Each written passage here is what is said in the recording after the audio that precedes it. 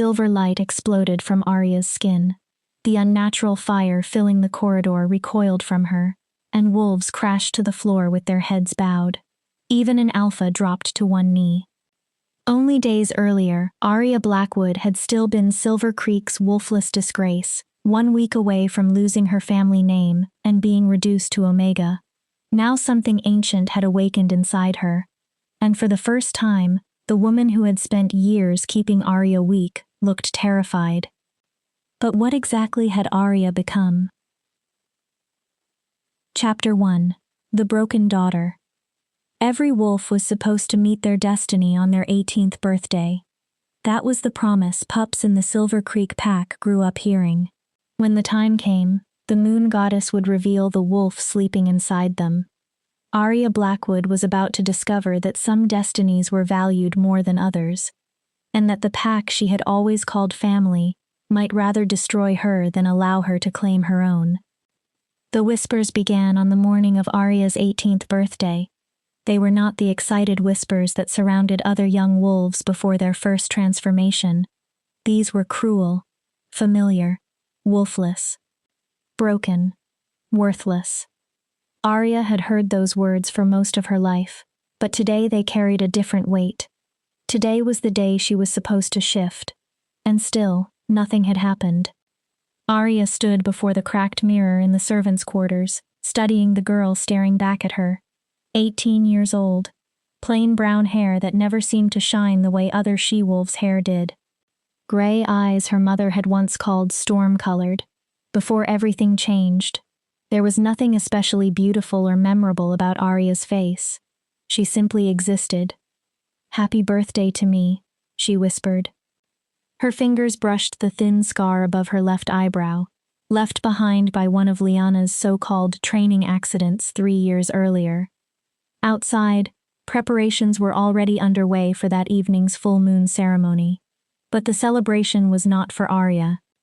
It was for Lyanna Blackwood, the golden daughter of Silver Creek. Lyanna's wolf had appeared when she was only 17, a full year early. Her transformation had revealed a magnificent white wolf filled with alpha power, and almost the entire pack had bowed in awe. Lyanna possessed everything Arya was supposed to have. "Don't think about it," Arya told herself. She pulled her hair into a simple braid. Just survive today, the same way she had survived every other day. But this birthday felt heavier. 18 years of rejection seemed to press down on her shoulders, every painful memory adding another stone to the weight. Arya entered the packhouse kitchen through the servants' door. Chaos had already taken over. Omega wolves hurried between tables and ovens, preparing the enormous feast for Lyanna's ceremony. Of course, Lyanna could not simply have a normal full moon gathering. Her celebration had to be spectacular. Arya. Omega Teresa spotted her and immediately placed a tray of crystal glasses into her hands. "Polish these and set them in the grand hall, and stay close to the walls." Arya looked up. "Lady Blackwood's orders," Teresa explained quietly. "She doesn't want you casting a shadow over Lyanna's special night." Arya's fingers tightened around the tray. Lady Blackwood, not her stepmother, not even Luna Blackwood, just Lady Blackwood. Of course. Teresa's expression softened. She had known Arya's mother before she died, when Arya was only 7, before everything had fallen apart. "I saved you a berry tart," Teresa whispered. "It's in the cold pantry, wrapped in cloth." The simple kindness tightened Arya's throat. "For my birthday?" Teresa nodded. "Thank you. Don't thank me. Just keep your head down tonight." Something in Teresa's voice changed. "I've heard things." Arya went still. "What things?" "The council has been pressuring your father. They want him to make decisions about pack members who can't shift." Cold spread through Arya's blood. What kind of decisions? But someone called Teresa from across the kitchen. The older Omega hurried away before answering. Arya carried the glasses through the corridors of the pack house. She had been born here. Technically, it was still her home, but she had not truly belonged inside these walls since her father, Alpha Gabriel Blackwood, had taken Lady Vivian as his second mate less than a year after Arya's mother died. Vivian arrived with her daughter Lyanna. Then, piece by piece, Vivian erased every trace of Arya's mother from the house. Portraits disappeared. Possessions vanished. Memories became forbidden subjects. And slowly, Vivian whispered enough poison into Gabriel's ears that the father who had once adored Arya began looking at her with disappointment instead of love. The grand hall had been covered in silver and white decorations. Arya moved silently along the walls, setting each crystal glass exactly where the seating plan required. She had become skilled at invisibility. She knew how to enter a room without being noticed, how to work without making noise, how to exist without giving anyone a reason to remember she was there. Careful with those, mongrel. They're worth more than you are. Arya's shoulders stiffened. She did not need to turn around. Lyanna Blackwood stood in the doorway. She wore an expensive white dress and looked exactly like the daughter an alpha would proudly display before his pack. She was tall and graceful, with golden hair cascading over her shoulders and emerald eyes bright with confidence. Or cruelty disguised as confidence. Behind her stood Kara and Melissa, daughters of powerful pack families and permanent members of Lyanna's little court. Both already had wolves. Both understood exactly how much social power that gave them. "I am being careful," Arya said. She refused to react. Never take the bait. Lyanna walked deeper into the hall as though she already owned it. And someday, perhaps she would. Because Lyanna could shift. Because Lyanna had alpha potential. Because Lyanna was already being prepared to inherit Silver Creek. Never mind that Arya was Gabriel Blackwood's eldest daughter. Never mind that Blackwood blood ran through Arya's veins too. "It's your birthday as well, isn't it?" Lyanna asked sweetly. Arya kept working. "Yes. 18. Lyanna tapped one polished fingernail against her lips. "The age when your wolf is supposed to appear." She paused dramatically. "Oh." Kara giggled. Melissa covered her mouth. "You don't have one." Lyanna gave Arya a false look of sympathy. "How unfortunate." "Lyanna, I have work to do." "Of course you do. Work is all wolfless things are useful for." Lyanna slowly circled her. "Serving their betters." Arya kept her gaze on the glasses. "Mother says father is finally going to do something about you." Her hands stopped. "About the embarrassment you bring to the Blackwood name." Arya forced herself to breathe. "I haven't done anything wrong." Lyanna stepped closer. "You exist." Her voice dropped. "That's wrong enough." Arya looked at her. "A wolfless daughter born from an alpha bloodline is unnatural," Lyanna continued. "It makes the pack look weak." She leaned toward Arya's ear. "It makes father look weak." Then she pulled away. "So tonight, after my ceremony, when I stand before the pack as the acknowledged heir." Lyanna smiled. "Changes are coming." Kara and Melissa laughed behind her. Arya swallowed. "I'm still your sister. Half-sister." Lyanna's expression hardened. And barely that. She stared directly into Arya's eyes. "You're a mistake, Arya. A defect. And mistakes get corrected." Lyanna and her friends swept from the hall. Arya remained alone among the silver decorations and crystal glasses. Her reflection stared back at her from a dozen polished surfaces. Her hands began trembling. "Don't cry." She placed the tray down before she dropped it. "Don't give them that." But the tears came anyway. This grand hall should have been celebrating her 18th birthday too. Her father should have looked at her with pride. Instead, tonight might become something much worse than another humiliation. It might be the night she lost everything. A quiet cough came from the doorway. Arya wiped her face quickly. Crying won't help. She turned. Grandmother Esther stood in the shadows. Gabriel's mother, Silver Creek's former Luna, and the only person in the Blackwood family who still treated Arya as if she belonged. "Grandmother, I didn't hear you." "That's because you were too busy feeling sorry for yourself. From anyone else, the words would have hurt. From Esther, They were almost comforting. At least her grandmother never lied to her. Lyanna said father is planning something. Gabriel is a fool being dragged around by that viper he married. Esther's voice was sharp. But he is still my son, and he is still your father. Blood and pack bonds are not so easily erased. Arya looked down. But I don't have a wolf. How can I have a real pack bond without one? Hush. Esther caught Arya beneath the chin and forced her to look up. Your mother was the strongest Luna this pack ever had. Arya stopped breathing for a moment. Esther almost never spoke about her mother. Do you know why? Arya shook her head. Because Serafina understood something most wolves never do. Strength does not come in only one form. Esther's fingers tightened slightly. Your mother did not manifest her wolf until she was 19. Arya stared at her. 19? Late by every standard. Esther nodded. People whispered about her too. They called her weak, broken, defective. Arya's heart began beating faster. And then, when Serafina finally shifted, her wolf was unlike anything the pack had ever seen. Esther's voice softened. Silver fur, rare as starlight, power like moonlight made flesh. Hope flickered inside Arya. But I'm already 18. It should have happened. Should, could, would. Esther waved one hand dismissively.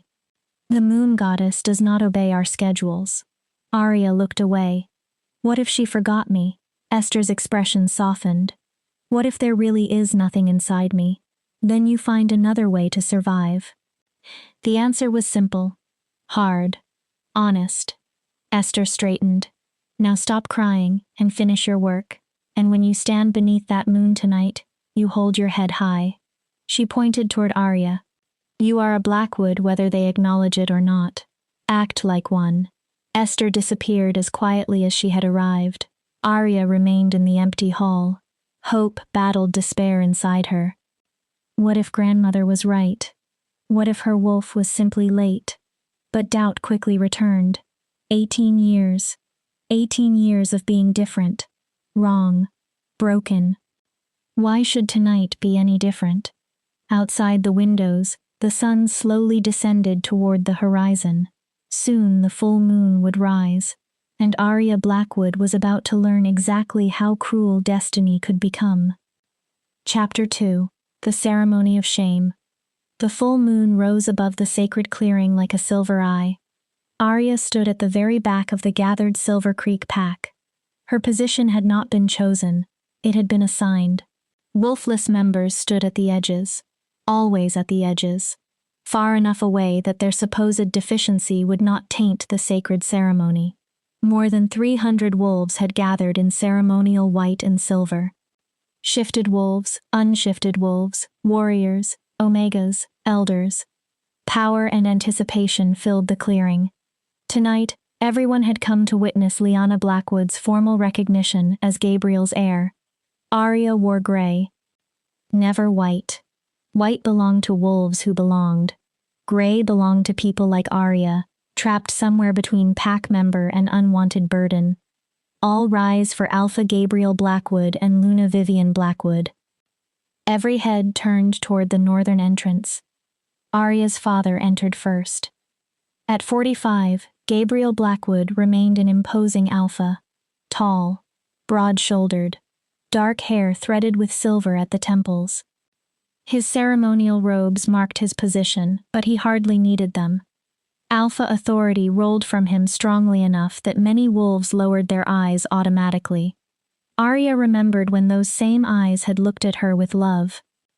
Before her mother died, Gabriel had called her Little Storm because of her gray eyes. He used to carry her on his shoulders. He used to tell her she would grow up strong, just like Serafina. Now he could cross a room without noticing his eldest daughter existed. Vivian walked beside him. Her auburn hair was crowned in silver, and she wore the white of a Luna. She was beautiful in the same way certain poisonous flowers were beautiful, lovely from a distance, deadly when touched. One hand rested possessively on Gabriel's arm. Her gaze moved across the crowd. It passed over Arya as though she were not there. Then Lyanna appeared. The reaction was immediate. By the goddess. She's magnificent. The prophecy wolf. Lyanna had already shifted. Doing so before the ceremonial command was unusual, but rules had never seemed to apply to her. Her white wolf was huge, almost as large as an adult male alpha. Her fur glowed beneath the moon. Her eyes shone an unnatural gold. Power rolled from her in waves strong enough that even experienced warriors bowed their heads. Arya's stomach twisted. This was no longer simply a recognition ceremony. It felt like a coronation. Pack. Gabriel's alpha command carried across the clearing. Every voice died instantly. Tonight, beneath the witness of the full moon, and with the blessing of the moon goddess, we gather for a sacred purpose. The familiar ritual words felt different tonight. We celebrate the emergence of alpha potential in the next generation. We celebrate the strength of Silver Creek. Pride entered Gabriel's voice. And we celebrate my daughter, Lyanna Blackwood, whose wolf manifested early and powerful, marking her as chosen by the goddess herself. The pack erupted. Human cheers mixed with wolf howls. Arya remained silent, her hands clenched tightly at her sides. Lyanna shifted back with flawless control. Vivian placed a ceremonial white robe around her shoulders. Across the clearing, Lyanna found Arya's eyes. Her victorious smile said everything. Enjoy it, Arya thought. This is your night. But tonight, Gabriel continued. Something in his tone changed. Every instinct Arya possessed screamed a warning. We must also address a matter that has troubled this pack for far too long. Arya's heartbeat quickened. A weakness that threatens our standing among the northern packs. Number. Her father looked directly at her. For the first time that evening, Arya Blackwood, her stomach dropped. Step forward. It was not a request. It was an alpha command. Arya's body obeyed before her mind had time to resist. The crowd divided as she walked toward the stone circle. Wolves stepped away from her as if being wolfless were a disease. She entered the center alone. Moonlight fell across her gray dress. Her pack surrounded her. Her father watched her with cold disappointment. 18 years ago, Gabriel began, the moon goddess blessed me with a daughter from my true mate, Luna Seraphina. Arya dug her nails into her palms. We believed that daughter would inherit her mother's strength. Don't cry. We believed she would bring honor to the Blackwood bloodline. Do not cry. But the years passed. Gabriel's expression hardened. No wolf appeared at 13. Arya stared at the stone beneath her feet. None at 16. Her throat closed. And tonight, on her 18th birthday, his voice filled with contempt. Still nothing. Arya flinched. The council has brought concerns to me. Concerns about what it means when an alpha bloodline produces a wolfless heir.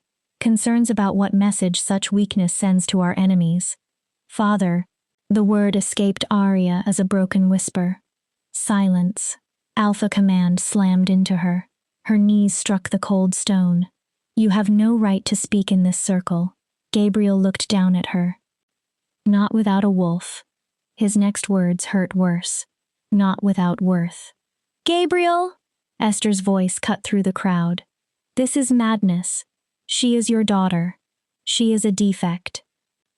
Vivian stepped forward. Her voice was sweet enough to disguise the knife beneath it. My love, we discussed this. The strength of the pack must come first. We cannot allow weakness in the alpha bloodline, especially with the territorial pressure we face from Blood Moon. Agreement rippled through the crowd. Arya heard every whisper. She's right. Weakness. Embarrassment. Lyanna stepped beside her parents. Father, I know this is difficult. Her voice sounded compassionate. That made it worse. Arya is family, in a way. Perhaps there is a solution that protects the pack while still being merciful to her. Gabriel looked at Lyanna. What do you propose? The Wolfless can still serve. Arya's blood chilled. Designate Arya officially as an Omega. Lyanna smiled gently. It would give her a role, a purpose. She would no longer need to pretend she belongs to the Alpha family. Arya stared at her half-sister. She could find happiness through service. Omega. The lowest rank. No voice in pack affairs. No right to participate in decisions. No future except serving others. No. The word escaped before Arya could stop herself. She looked toward Gabriel. Please. I'm your daughter. I am. You are nothing. Vivian's mask vanished. You are the reminder of a dead woman who believed she was too good for this pack. Arya froze. Your mother was weak, and she passed that weakness into you. Vivian's eyes gleamed. At least she had the decency to die before she could embarrass Gabriel any further. Enough! Esther's command cracked across the clearing. Though age had weakened her wolf, the authority of the former Luna still carried power. She pushed through the crowd and stood beside Arya. You go too far, Vivian. Esther's eyes burned. Serafina was 10 times the Luna you will ever be. And this child is 18 and wolfless, Vivian shouted. She has no place in the Alpha family. She turned to Gabriel. You know I'm right. The council knows it. The pack knows it. Her voice lowered. It is time to cut out the rot before it spreads. Gabriel looked at his mother, then his wife, then the daughter kneeling before him. For one brief second, Arya saw something in his eyes. Recognition, perhaps regret. Then the Alpha mask returned. The council has advised that Arya Blackwood be stripped of her family name and reduced to Omega rank, effective immediately. Arya stopped breathing. The world seemed to tilt beneath her. However, Gabriel paused. Something almost painful entered his expression. She remains my blood. Hope flickered inside Arya despite everything. So I will offer one alternative. He looked directly at her. You have 1 week. Arya stared at him. 1 week to manifest your wolf. The clearing was completely silent. If you shift before the next full moon, you may remain in the family and keep the Blackwood name. Arya's heart pounded. But if you fail, Gabriel's expression hardened. You will accept Omega status without resistance, and from that day forward, you will never again claim connection to the Blackwood bloodline. 7 days. After 18 years of nothing, she had 7 days to summon a wolf that had never answered her. It was impossible, cruel, and still the only chance she had. I accept. Lyanna's head snapped toward her. What? For the first time that night, her composure broke. Father, you can't seriously. I have made my decision. Gabriel's Alpha authority silenced her. Then his gaze returned to Arya. 7 days. Prove your worth or accept your fate. He turned away. The dismissal was absolute. The ceremony continued around Arya as though nothing important had happened. Lyanna was formally recognized as heir. The pack howled. The celebration began. Arya remained kneeling on the freezing stone. 7 days. Esther eventually came to her and pulled her upright. Come with me. Where? Now, Arya. They slipped away from the clearing. The farther they moved into the forest, the quieter the sounds of celebration became. Soon there was only wind moving through the trees and the pounding of Arya's heart. Grandmother, what am I supposed to do? Her control finally broke. Tears streamed down her face. I can't make a wolf appear. If I could, I would have done it years ago. Esther did not stop walking. Your mother made me promise something before she died. Arya stumbled. What? She made me swear I would never tell you unless you truly needed to know. What did she make you promise? Esther led her deeper into the woods. Eventually they entered a clearing Arya had never seen, despite spending her entire childhood exploring the forest. An ancient stone marker stood at its center. Symbols covered its surface. Under the moonlight, they almost seemed to move. Your mother's wolf did not simply manifest late, Esther said. Arya looked at her. It remained dormant because Serafina was something this pack had not seen for 3 generations. Esther faced the stone. Something powerful. She looked back at Arya. And dangerous. What was she? A moon singer. Arya stared at her. That's a legend. Is it? Esther seized her shoulders. Your mother could make plants grow by singing to them. She could heal certain wounds with a touch.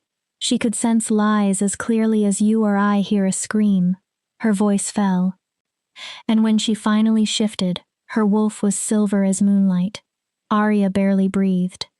When Serafina howled, every wolf within 100 miles felt it in their bones. Arya shook her head.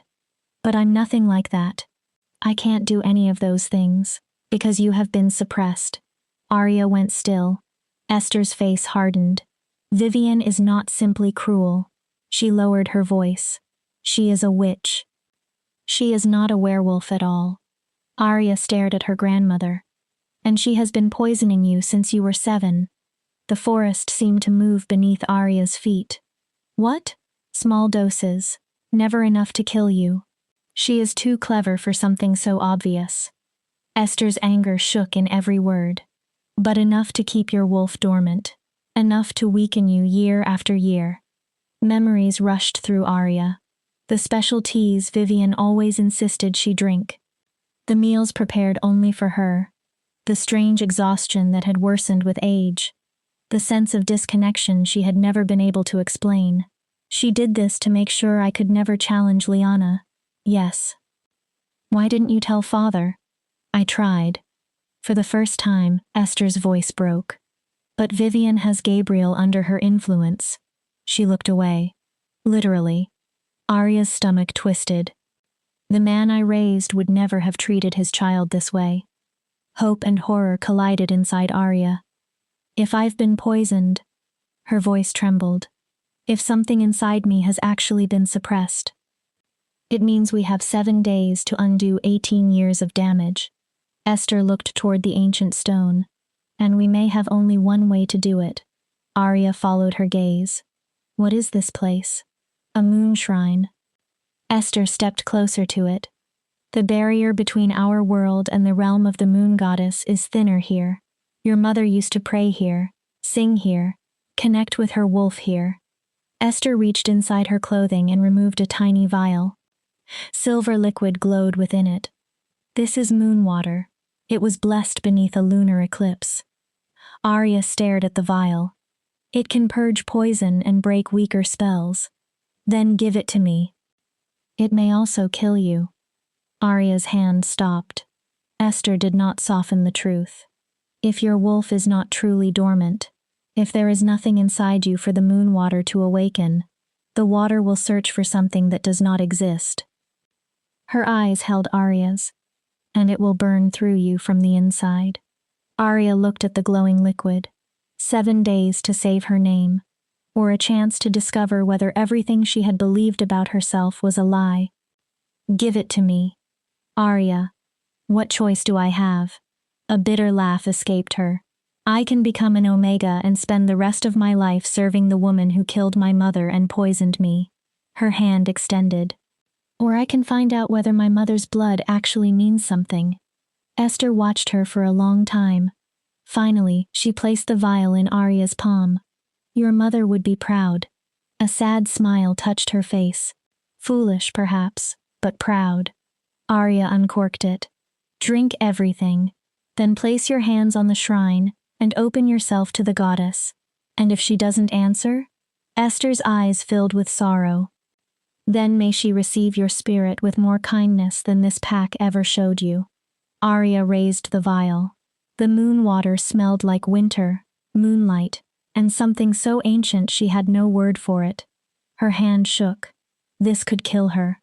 But at least this choice belonged to her. Arya drank. Fire and ice struck her tongue at the same time. She nearly dropped the vial. Still, she swallowed every drop. For one heartbeat, nothing happened. Then agony exploded through her. Arya screamed and collapsed. Pain spread from her stomach through every vein like shattered glass. 18 years of poison fought against the moon water tearing through her body. Her vision flashed white, then black, then colors she had never seen before. The stone. Esther's voice sounded impossibly far away. Arya, touch the stone. Arya dragged herself across the earth. Her hands struck the ancient marker.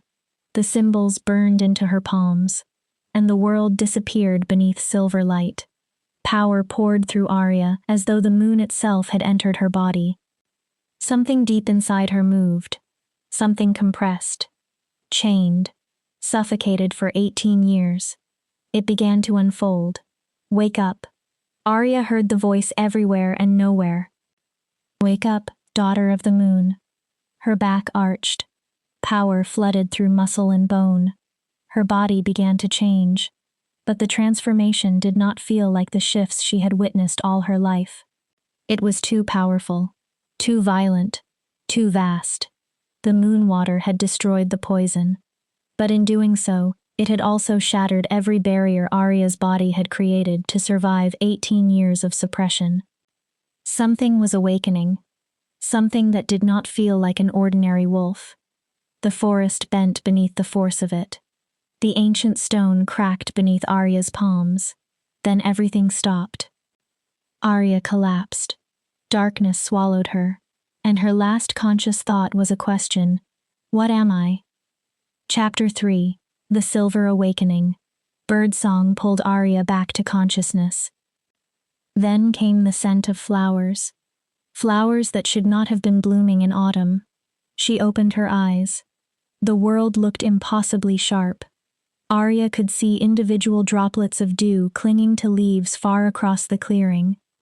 She could trace the tiny veins running through flower petals. What happened? She pushed herself up. Something felt wrong. Or perhaps, for the first time in her life, something felt right. Her body felt powerful, as if she had spent 18 years moving underwater and had suddenly stepped onto dry ground. Energy moved through her veins. Wild, electric, alive. Grandmother. Her own voice startled her. Several tones seemed to speak together. Here. Esther sounded exhausted. Thank the goddess. You're alive. Arya found her grandmother sitting against a tree. Esther looked as if she had aged 10 years overnight. Dark circles surrounded her eyes. Her hands trembled. What happened? Arya crawled toward her.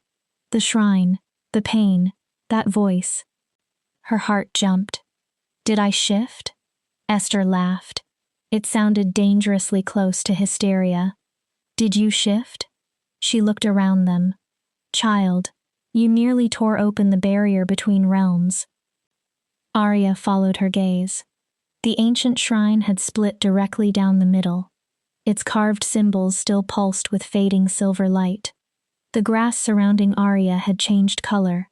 Not gray, not white, metallic silver. Flowers covered the clearing. Arya stared. Are those moon lilies? The legendary flowers were said to bloom only in the presence of the moon goddess. You called them forth, Esther said quietly, and released enough power to flatten this forest. She shook her head. Your mother was extraordinary, Arya. Her gaze returned to the shattered shrine. But what you did last night, I have never seen anything like it. Arya looked at her hands. Then my wolf emerged? Esther hesitated. Try to shift. Arya swallowed. And please, for the love of the goddess, try not to destroy anything. Arya closed her eyes. All her life there had been an empty place inside her, a silence where other wolves described feeling another consciousness. Now that emptiness was gone, but what occupied it was not what she expected. It felt like a universe. Ancient power stretched farther than Arya could comprehend. At its center was a presence watching her through eyes like silver suns. Hello, little sister. The voice was feminine, powerful, almost amused. Took you long enough. Arya's eyes flew open. There's something inside me. Esther rose slowly. Of course there is. No. Arya shook her head. It doesn't feel like the wolves I've sensed from other pack members. Show me. Esther's voice became commanding. Shift. Arya reached inward. The instant she touched that presence, power detonated through her. Silver light burst from her skin, her bones rearranged with sounds like breaking crystal, muscles stretched. Her entire form expanded. This was nothing like Lyanna's graceful transformations. Reality itself seemed to resist what Arya was becoming. Then the light faded. Esther stumbled backward. Arya looked down. She was a wolf. Technically.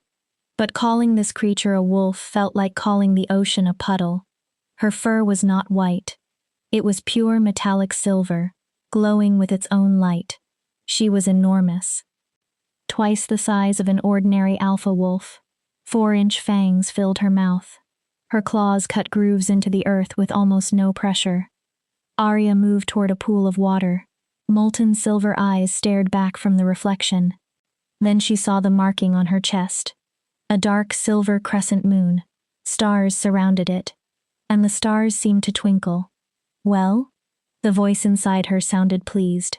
Impressed? What are you? Arya asked silently. We are Luna Wolf.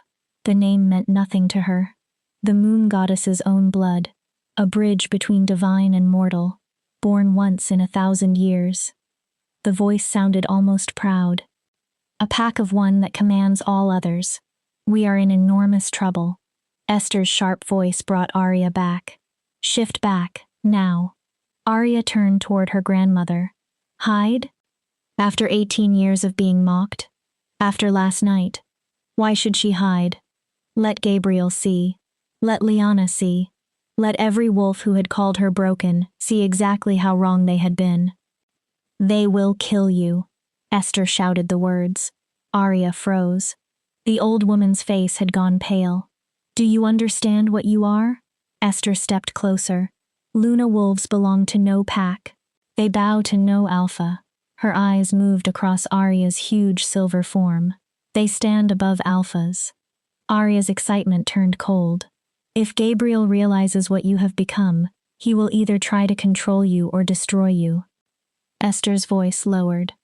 And if Vivian discovers that 18 years of poisoning failed, she shook her head. There will be no safe third option. Arya understood. Her father would not see the daughter he had rejected. He would see a power greater than his own, a threat. Vivian would see the girl she had spent years weakening suddenly stronger than everyone around her. Arya drew the power inward. Her transformation reversed. Moments later, she stood human again, naked and trembling. Esther wrapped a blanket around her shoulders. As far as the pack knows, you spent the night in your quarters after the ceremony. Arya listened. No one knows about the moon water. No one knows about the shrine. Esther gripped her shoulders. You have 7 days to manifest a wolf. So we give them one. Arya frowned. A believable one. Esther nodded. Not this. She gestured toward the silver grass. You will learn to compress your power, show them a strong wolf, but nothing that threatens Lyanna's position. How? I can barely control what's inside me. Then you learn. Esther's answer left no room for argument. Because the alternatives are death and slavery. Arya's exhaustion suddenly hit her. Every muscle weakened. Come. Esther supported her. We need to return before anyone notices. They reached the edge of the clearing. Arya. She stopped. The power. The voice you hear. Esther looked directly at her. Never tell anyone. Arya glanced back at the cracked shrine and silver grass. Luna wolves became legends for a reason. Esther's voice turned grim. They are too powerful for other wolves to allow them to live freely. Arya thought about 18 years of being nothing. Now she had become something terrifying. I promise. But even as she said it, she wondered how long that promise could survive. 3 days later, Arya hit the dirt of the training grounds for the 5th time. Pain shot through her ribs. Lyanna's huge white wolf stood above her. Come on, sister. Lyanna's voice entered the pack link. If you intend to magically find a wolf within 4 days, perhaps you should learn how a real wolf fights. The morning training had been Vivian's idea. If Arya is going to prove herself, she should understand what she is aspiring to become. Then she had smiled. Lyanna, show her some basic combat. Everyone knew what it really was. Torture disguised as assistance. Arya forced herself upright. For 3 days she had pretended nothing had changed. At night, she trained secretly with Esther. She practiced compressing the vast presence inside her, making the enormous silver wolf smaller, less radiant, believable. And now, while Lyanna beat her in front of half the pack, Arya used every ounce of control she possessed not to reveal what she had become. Not yet. The Luna wolf purred inside her mind. But soon we show them. Lyanna shifted back. She was not even breathing hard. Pack members had gathered around the training grounds. Some looked uncomfortable. Many were enjoying the spectacle. Pathetic. Lyanna wiped imaginary dust from her hands. How do you expect to survive your first shift when you cannot even survive a little sparring? Arya wiped blood from her split lip. Maybe because you're using full alpha strength against someone who supposedly hasn't shifted. Lyanna smiled. Are we demanding fairness now? Her eyes flashed. Was father being fair when he gave you 7 days you never deserved? She leaned closer. He should have stripped you of the Blackwood name immediately. Then her voice dropped. I know you did something 3 nights ago. Arya's blood chilled. I don't know what you're talking about. I felt it. Lyanna's smile sharpened. Power from the forest. She sniffed near Arya. You smell faintly of moon magic. Arya remained still. Whatever desperate ritual you tried clearly failed. Lyanna's eyes narrowed. You're still wolfless. She moved closer. But Mother wants to know exactly what you did. Before Arya could answer, movement at the entrance drew everyone's attention. 3 men stood beyond the training gates, strangers. And all 3 were unmistakably alphas. Power rolled from them strongly enough that Silver Creek wolves instinctively exposed their throats. The first alpha was tall and dark, with midnight eyes and an aura of barely contained violence. The second was leaner, copper-haired, wearing a smile that looked more dangerous than friendly. The third was pale, almost moon-colored, with white blonde hair and eyes that seemed to notice everything. All 3 were staring at Arya. Gabriel appeared from the pack house. His expression hardened. Alpha Cade of Shadowfang. He looked toward the copper-haired Alpha. Alpha Thorn of Crimson Claw. Then the pale one. Alpha Zephyr of Stormwind. Gabriel's gaze moved between them. This visit is unexpected. We received no notice. Cade answered first. 3 nights ago, every alpha within 500 miles felt something. His midnight eyes remained fixed on Arya. A surge of power unlike anything in living memory. Arya's stomach dropped. It came from your territory. Thorn tilted his head. We thought perhaps Silver Creek had discovered an ancient artifact. His grin widened. Or maybe the moon goddess personally blessed your forest. His gaze settled on Arya. But now I smell something much more interesting. Zephyr moved with quiet grace. He crossed the training ground until he stood near Arya. Fascinating. He leaned close enough that she felt his breath against her neck. You're frightened. Arya's pulse raced. Your heart is trying to escape your chest. Zephyr inhaled. But beneath the fear, his eyes narrowed. You smell like moonlight. Another breath. Power. He smiled slightly. And secrets. Step away from my daughter. Gabriel's growl filled the grounds. Arya noticed immediately. He had not specified which daughter. Which one? Cade asked. Amusement touched his voice. Because I am almost certain that what we sensed came from... He pointed. Arya stopped breathing. Silence swallowed the training ground. They knew, or at least they suspected. Deny everything. Esther's warning echoed through Arya. I'm wolfless. Her voice shook despite her efforts. It couldn't have been me. Are you? Zephyr seized her wrist before she could move. His expression changed. Your pulse. Arya's panic surged. It doesn't feel human. He frowned. But it isn't quite wolf either. His eyes met hers. What are you? Let her go. Lyanna stepped forward. She's nothing. Her voice sharpened. A defect. Whatever power you sensed came from me. Lyanna lifted her chin. I manifested early. I have alpha potential. Cade laughed. Oh, little white wolf. His tone was almost insulting. I can smell your power. It is impressive for an ordinary alpha. Lyanna stiffened. But what we felt 3 nights ago was ancient. Cade's amusement disappeared. It made every alpha instinct inside me demand 2 opposite things at once. He looked back at Arya. Submit. Then his eyes darkened. And challenge. He gestured toward Lyanna. You were not the source. Thorn had gone strangely quiet. He stared at Arya. Then his expression changed. The prophecy. Arya's heart stopped. By the goddess. He whispered the next words. A Luna wolf walks among us. Enough. Gabriel's alpha command slammed across the grounds. Several wolves dropped to their knees. The 3 visiting alphas barely moved. I don't know what game you are playing, Gabriel said, but Arya is wolfless. He pointed toward her. She has 4 days to prove otherwise before accepting Omega status.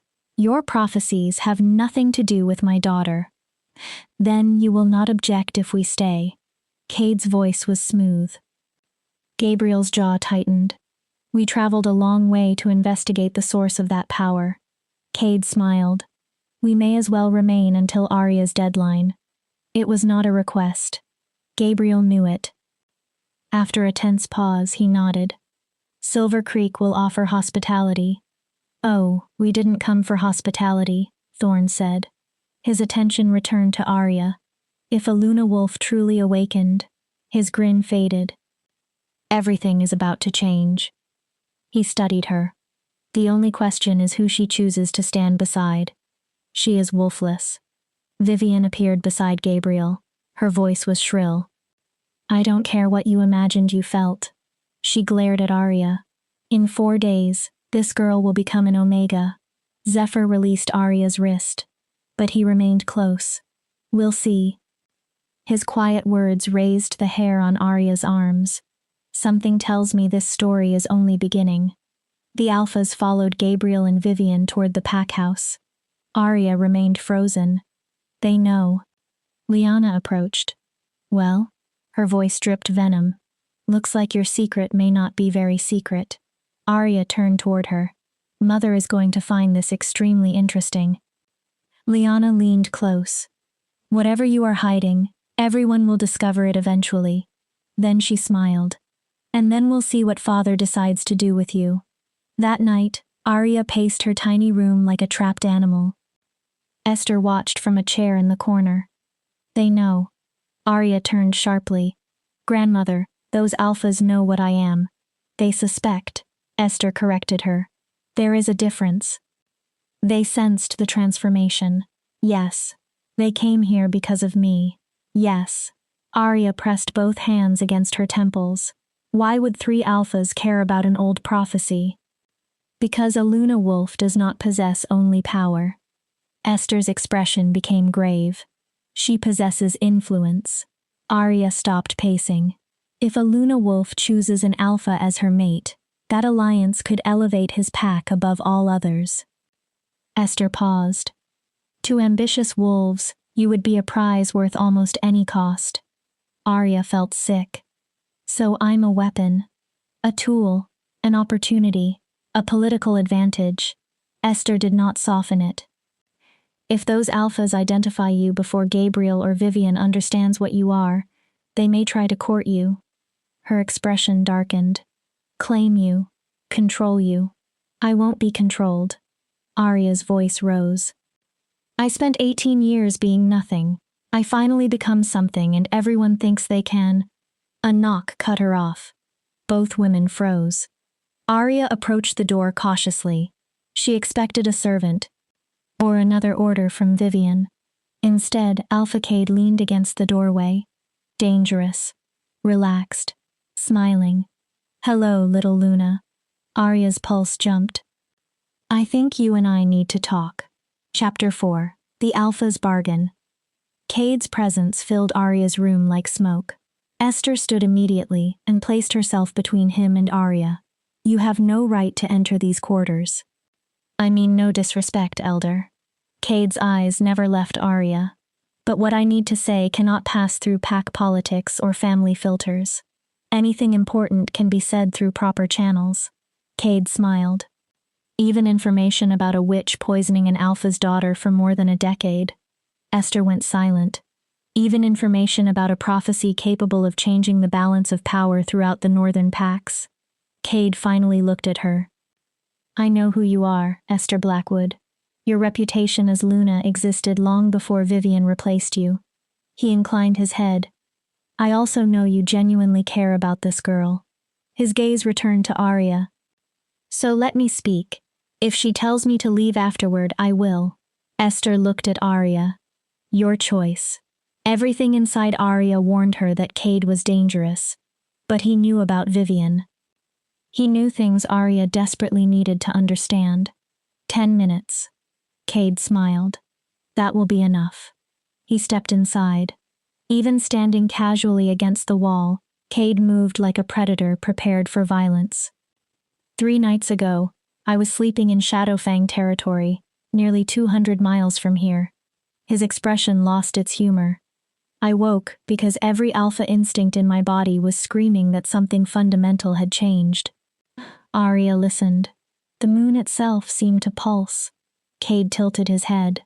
"Tell me, Arya Blackwood, what do you know about Luna wolves?" "Stories." "Exactly." Cade folded his arms. "Stories told to pups. Behave or the Luna wolf will come. The goddess sends Luna wolves to judge corrupt alphas." His expression darkened. "But legends usually begin somewhere." He watched Arya carefully. "Luna wolves existed." "Past tense?" "The last confirmed one lived roughly 300 years ago." Cade's voice lowered. "Her name was Astrid Moonborn." Arya remained silent. "She could command almost any wolf, alpha or omega, with nothing except her will. She belonged to no pack and answered to no alpha." Cade paused. "Eventually, the alphas of that era decided something so powerful should not exist without being controlled." Arya's stomach tightened. "They hunted her." Cade's voice became cold. "They killed her." He held Arya's gaze. "And they killed every pup she had ever born." Arya swallowed. "Why are you telling me this?" "Because if the power we felt was your awakening, you are the first Luna wolf in 3 centuries. He stepped closer. "And once the greater packs confirm that." He did not finish. Arya did it for him. "They'll kill me. Some will. Others? Capture you." Cade's eyes hardened. "Use you. Force a mate bond. Turn your power into an advantage for their territory." "And you?" Cade laughed softly. "I haven't decided." Esther bristled. "At least you're honest. The intelligent political move would be killing her before she becomes impossible to control." Cade's gaze never left Arya. "The ambitious move would be claiming her as my mate and using her strength to dominate every northern pack." He stepped closer again. "But there is another option." "What?" "Alliance." Arya frowned. "Not ownership." Cade's voice was firm. "Not control. Partnership." He glanced toward Esther. "Your grandmother is right to hide your nature." Then back to Arya. "If Gabriel realizes his supposedly defective daughter has become more powerful than he is, fear will make him dangerous. And Vivian? That witch is already dangerous." Arya narrowed her eyes. "How do you know what she is?" "Because I know my enemies." Cade's voice turned flat. "Vivian is not her real name." Esther stared at him. "Her name is Morgana Darkwater." Cade continued. She came from a dark coven that has been infiltrating werewolf packs for generations. Arya's heartbeat accelerated. Then Cade said something that stopped it completely. She killed your mother. Arya stared. Not the slow poisoning she used on you. Cade's expression hardened. She killed Serafina directly and disguised it as illness. Arya grabbed the edge of her desk. No. Then she spent the next 18 years suppressing whatever she sensed inside you. You can't know that. I can prove it. Cade's answer came without hesitation. A witch in my territory defected from Morgana's coven years ago. She came to Shadowfang seeking protection. He moved nearer. She has been telling me about Morgana's operations for more than a decade. Then why didn't you stop her? Because I never understood why Morgana chose Silver Creek specifically. Cade's expression tightened. Until 3 nights ago. Arya understood. The power. Yes. Cade looked toward Esther. Luna wolves are born, not created, and their bloodlines are extraordinarily rare. He looked back at Arya. Serafina was a moon singer. Arya held herself still. That meant her child carried the possibility of something even greater. Morgana knew? She must have sensed your potential when you were young. Cade nodded. So she removed your mother, took her place beside Gabriel, then stayed close enough to suppress you. Arya's voice cracked. Why not just kill me too? Esther answered before Cade could. Because killing a child chosen by the moon goddess invites divine punishment. Understanding spread across her face. Morgana couldn't risk the curse. Cade nodded. So she did the next best thing. He looked directly at Arya. She made sure you never awakened.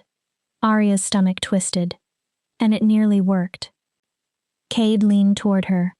But you did awaken. His voice became serious. And Morgana knows something changed. Arya remembered Lyanna smelling moon magic.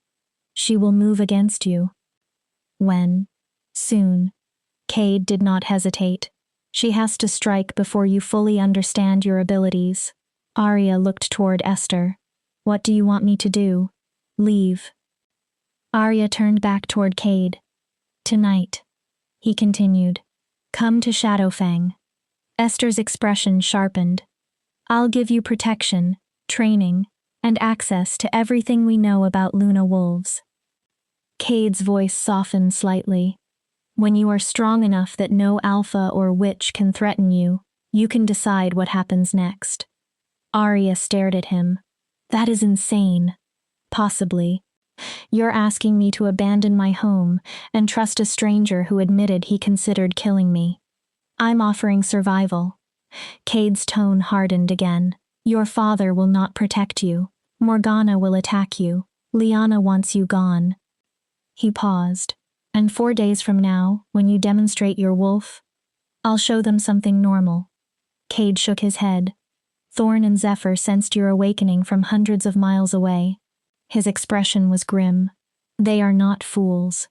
The moment you shift, even if you disguise your form, they will feel the power beneath it. Arya's confidence vanished. They'll know. Yes. Cade stepped back. And then every ambitious alpha starts calculating how to claim the first Luna wolf in centuries. Arya had spent so much energy thinking about surviving Gabriel's 7-day ultimatum that she had barely considered what came afterward. I need time. A scream tore through the night.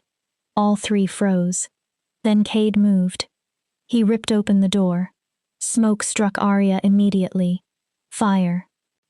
And beneath the ordinary scent of burning wood was something chemical. Wrong.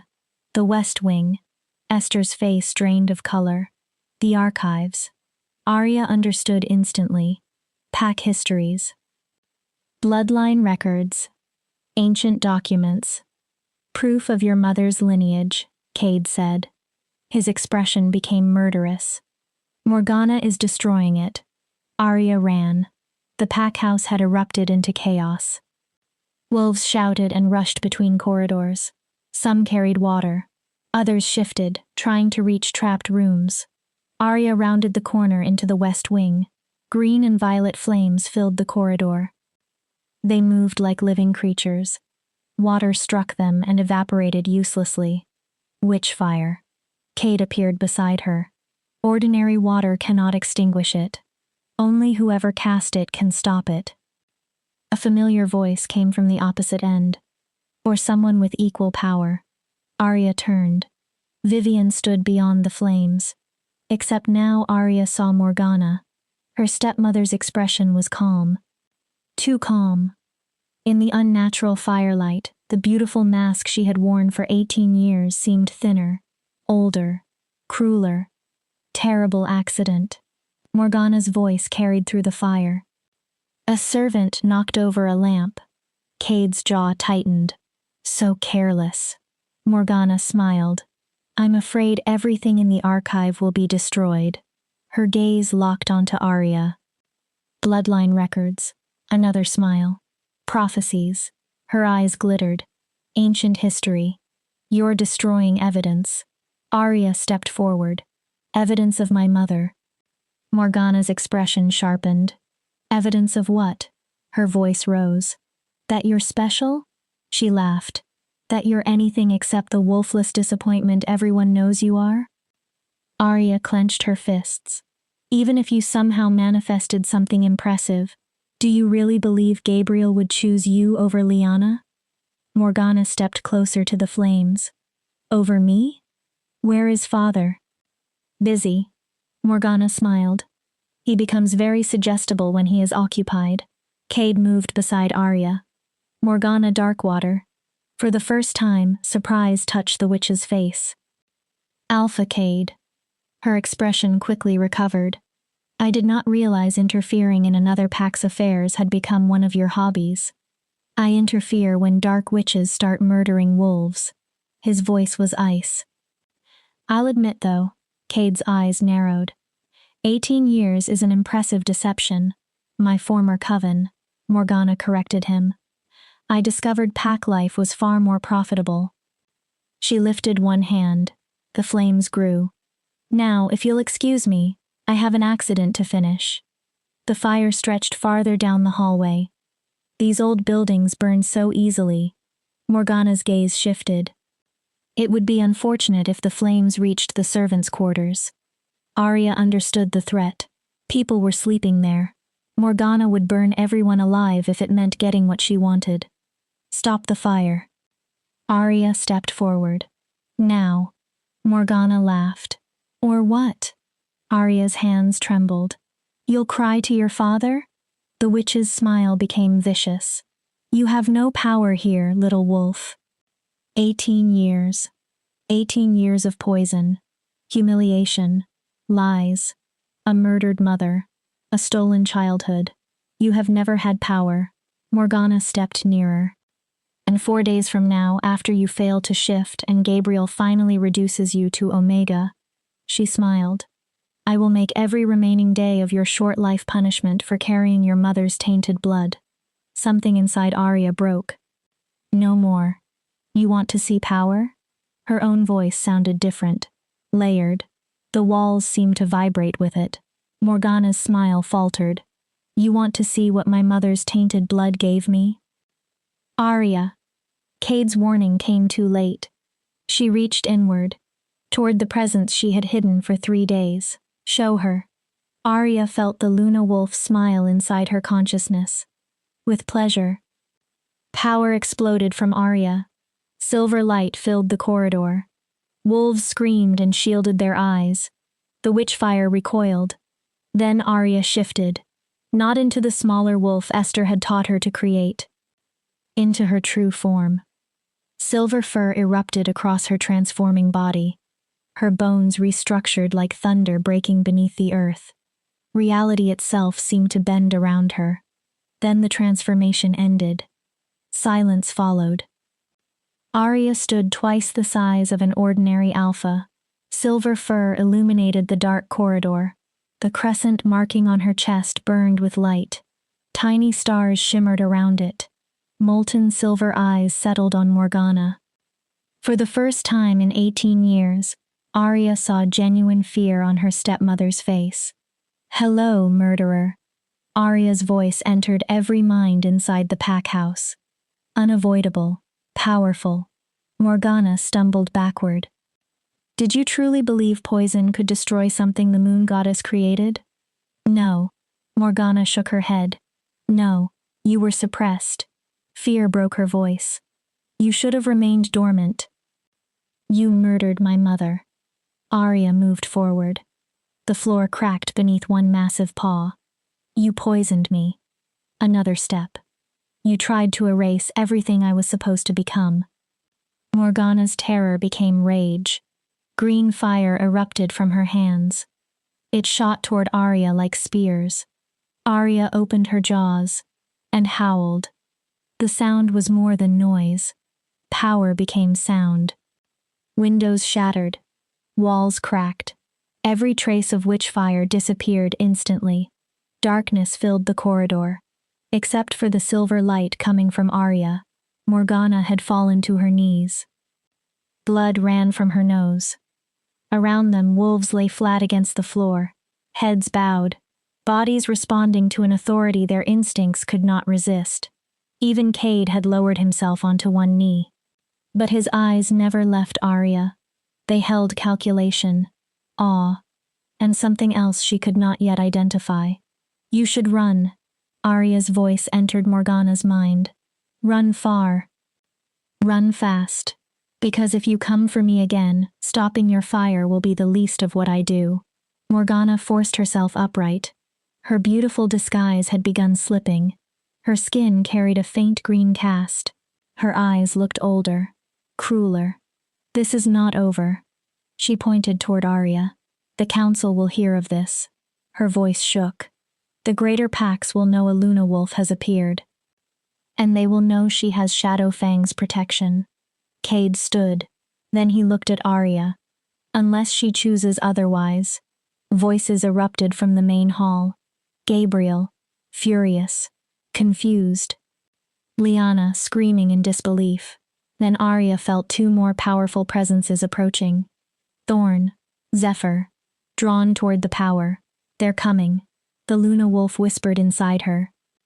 All of them. To claim us. Use us. Cage us. What do we do? Arya looked at the ruined corridor. At Morgana. At Cade's outstretched hand. 4 more days of pretending suddenly seemed impossible. She thought about her father's ultimatum. 3 alphas already circling her. A witch who wanted her destroyed. We run, Arya told the wolf. We learn what we are. Cade watched her. And after that, Arya shifted back. This transformation came more smoothly. She stood in the destroyed corridor, human again, unbowed. And then, she took Cade's hand. We come back. Her gray eyes flashed silver. And we make them all bow. Chapter 5, Shadows and Silver. Shadowfang territory was nothing like Silver Creek. Silver Creek had polished pack houses, carefully maintained paths, and rigid social ranks. Cade's territory was wild. A fortress had been carved directly into the mountainside, surrounded by ancient forests. The wolves living there carried scars. They were survivors hardened by conflict. And unlike Silver Creek, everyone at Shadowfang already knew what Arya was. Again, Cade's command snapped across the training ground. Arya shifted, human to Luna wolf, then back. Again. It was her 20th transformation that morning. Each one had become smoother, but controlling the power still felt like forcing an ocean into a cup. Faster. Cade circled her. In battle, hesitation gets you killed. You need to shift because instinct commands it, not because you have time to think. Arya glared. Her eyes flickered between gray and silver. Easy for you to say. You aren't controlling enough power to flatten a city. Exactly why you need discipline. Cade stopped before her. Right now, you are power without precision. I'm not a weapon. No? His smile sharpened. Then what are you? Arya crossed her arms. A princess waiting to be rescued? Her jaw tightened. A victim collecting old wounds? Cade suddenly moved into her space. Or are you the Luna wolf I saw make a dark witch tremble? His voice dropped. The wolf who brought an entire pack to the floor with one howl? Silver energy sparked over Arya's skin. Careful, Alpha. She held his gaze. You may not enjoy what happens if you push me too far. Cade grinned. There she is. Arya's power rose. That is the wolf I'm trying to train. He leaned closer, not the frightened girl who apologized for breathing. His smile vanished. The predator who takes what belongs to her. Before Arya could answer, another voice came from the edge of the field. If you two have finished aggressively flirting, we have a problem. Thorn stood there. The Crimson Claw Alpha had arrived 3 days earlier, officially to observe Arya's training. No one believed that excuse. He was making certain Cade did not gain exclusive access to her. What problem? Cade asked. Your witch wants an audience. Arya straightened. Elena Shadowmirror? Thorn nodded. She says Morgana is planning something involving the Greater Pack Council. Cade's expression changed immediately. I've kept Elena under protection for years. He looked at Arya. If she is speaking now, the information matters. Do you want to hear her? Part of Arya wanted nothing to do with another witch. But she had started learning something important. Information was power.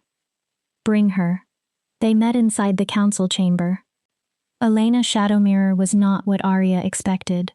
There was nothing glamorous or sinister about her.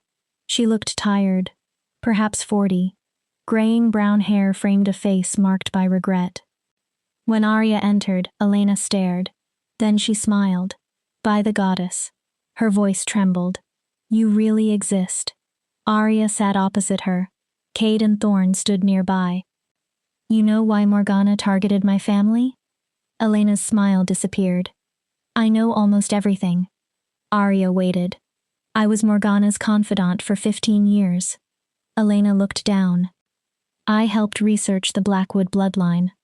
Arya's fingers tightened. I helped identify Seraphina as a moon singer. Elena swallowed. And I helped plan your mother's murder. Silence filled the chamber. Arya's power flickered. You helped kill her. Yes. Elena did not look away. I did. Her eyes filled with pain. And I have spent every day since regretting it. She leaned forward. When I finally understood what Morgana truly intended, I ran. Why? Because her goal was larger than gaining power inside Silver Creek. Elena took out a worn leather journal. Pages were filled with arcane writing. Morgana never wanted only to suppress you. Arya stared at the book. She wanted to harvest you. Thorn's expression turned cold. Explain. Luna Wolves channel energy directly connected to the moon goddess. Elena's fingers tightened around the journal. Their blood, their essence, their power. She swallowed. There is a ritual forbidden even among dark witches. Arya felt cold. It allows a witch to consume the abilities of a Luna Wolf permanently. Consume? Cade's voice was dangerous. She would have to kill Arya? More than kill. Elena looked sick. If successful, Morgana would become something that has never existed before. She looked directly at Arya. A dark witch, carrying divine wolf power. Arya said nothing. She has planned this for 19 years. 19? Since she sensed your potential before you were born. Elena nodded. Marrying Gabriel, killing Seraphina, poisoning you, preventing your awakening. She tapped the journal. Every step was preparation. Arya's stomach turned. The only reason she kept me alive was because she couldn't kill a child protected by the goddess. Yes. Elena opened another page. But now you are awake. Her expression darkened. Which means she no longer has to wait. Cade stepped forward. What is she doing? She called a meeting of the Greater Pack Council. Arya frowned.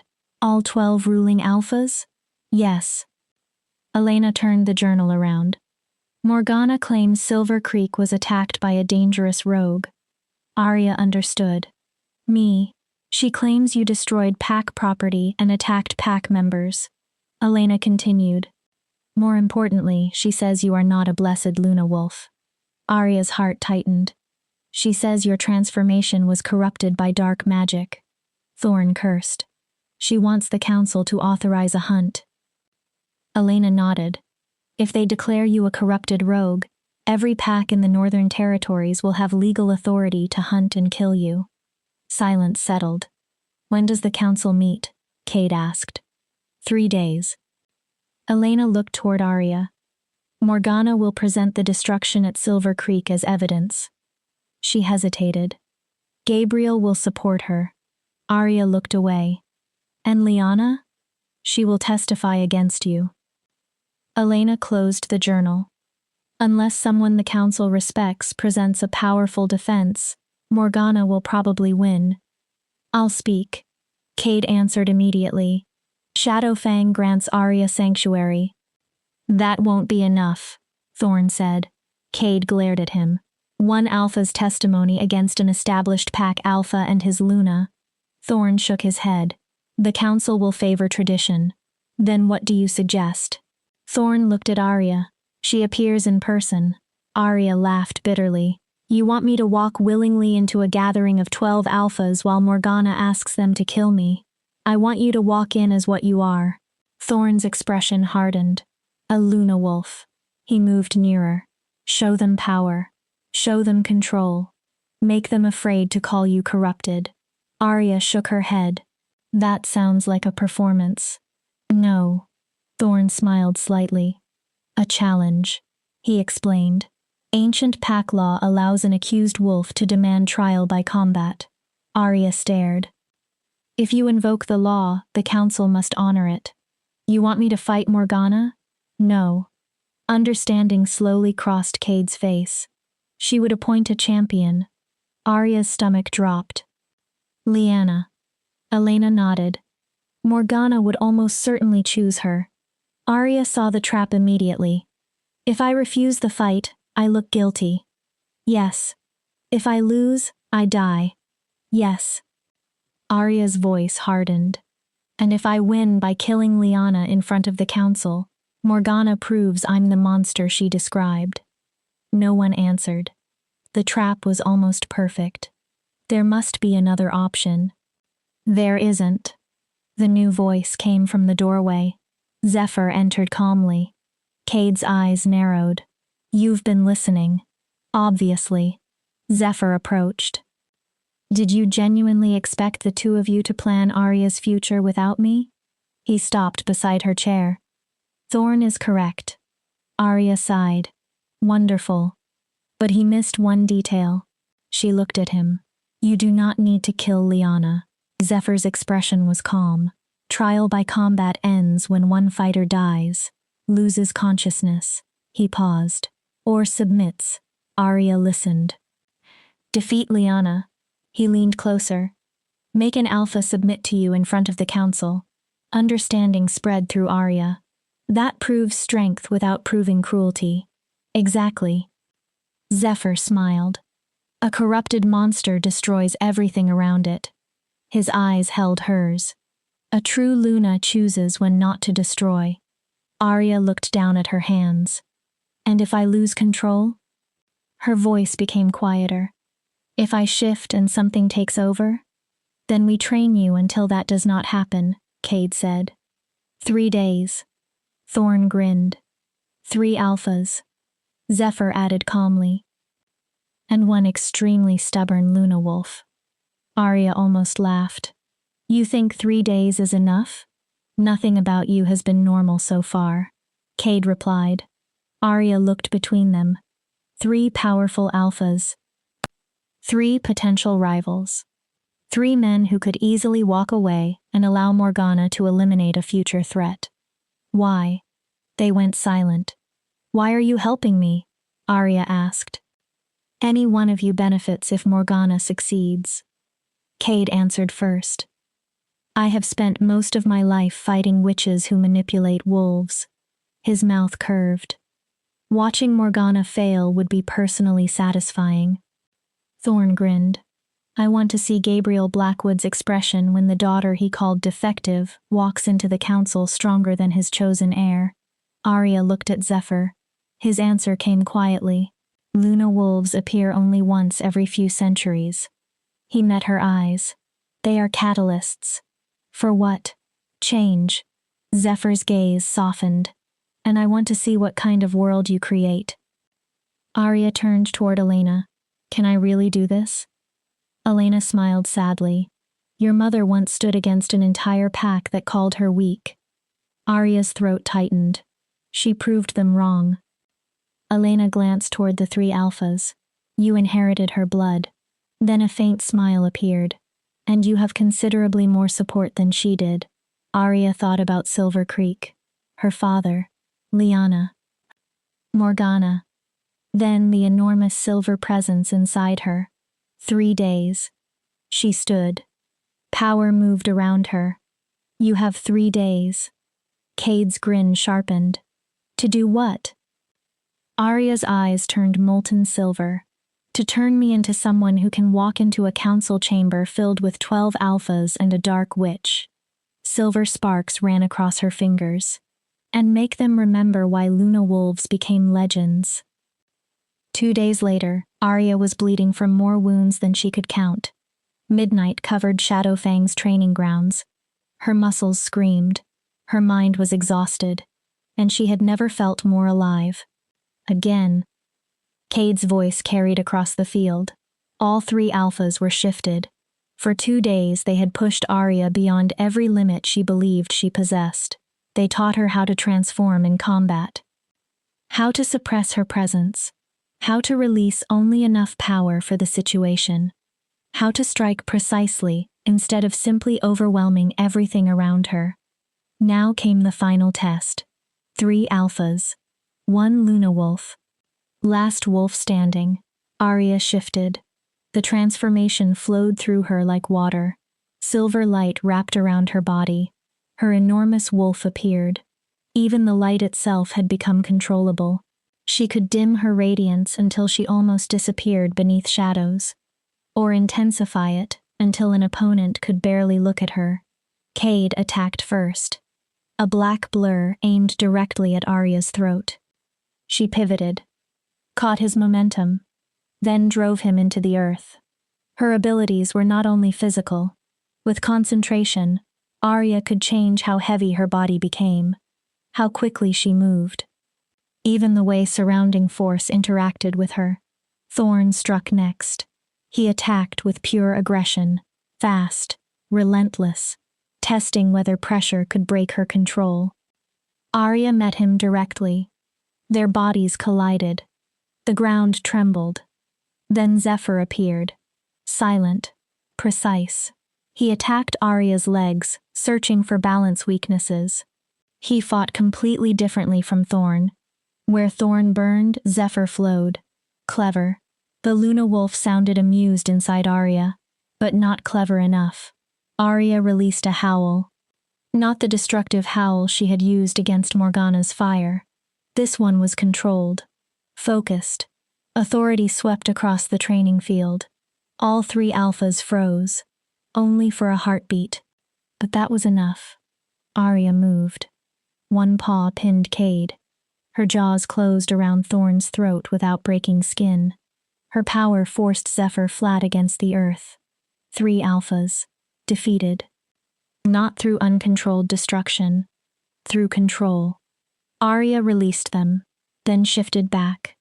She stood beneath the moonlight, exhausted, wounded, breathing hard, but victorious. Well? She looked at them. Did I pass?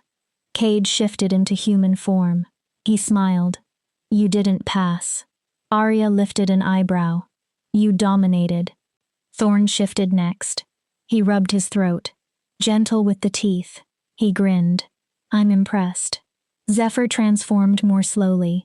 For several seconds, he simply studied Arya. Then he bowed from the waist. You're ready.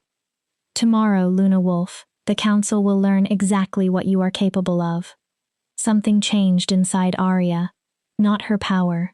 That had already awakened. This was different. For the first time, she stopped thinking of herself as Arya Blackwood, the wolfless daughter everyone pitied or despised. Tomorrow she would face the entire werewolf world, and she would face it as herself. Chapter 6. The Council's Judgment. The gathering grounds belonged to no pack, neutral territory. Ancient law ruled there instead of territorial authority. At its center stood an enormous circular arena carved from white stone. 12 throne-like seats surrounded it, one for each ruling alpha of the Northern Territories. A raised platform occupied the middle, the place where accused wolves stood. Today, Arya would stand there. She arrived at dawn with Cade, Thorn, and Zephyr. The 3 alphas formed a loose protective triangle around her. Arya wore simple white, no jewelry, no ornament. Her dark hair fell freely down her back. Nothing distracted from the woman herself or the power hidden beneath her skin. Remember, Cade walked beside her. Do not let Morgana provoke you before you choose to show them what you are. Confidence, Thorn added, not arrogance. You are not begging these wolves to spare you. His eyes sharpened. You are demanding your rightful place. And if combat comes, Zephyr said, control everything. Arya looked toward him. Let them see that mercy is a choice you make because you are powerful enough to choose it. Arya nodded. Voices thundered beyond the entrance. Hundreds of wolves had gathered. Every major pack had sent witnesses. This was not only a trial, it was entertainment. A spectacle. Are you ready? The Luna Wolf spoke inside Arya. Number. Arya admitted it. But I'm going anyway. Good. The wolf's approval warmed her. That is courage. Arya entered the arena. Noise slammed into her. Hundreds of wolves filled the galleries. Alphas, betas, warriors. Representatives from territories across the north. Their scents carried fear, excitement, curiosity, hostility. And beneath everything, dark magic. Arya found Morgana immediately. She sat with the Silver Creek delegation. Black clothing made her look like a grieving mother, concerned for a dangerous stepdaughter.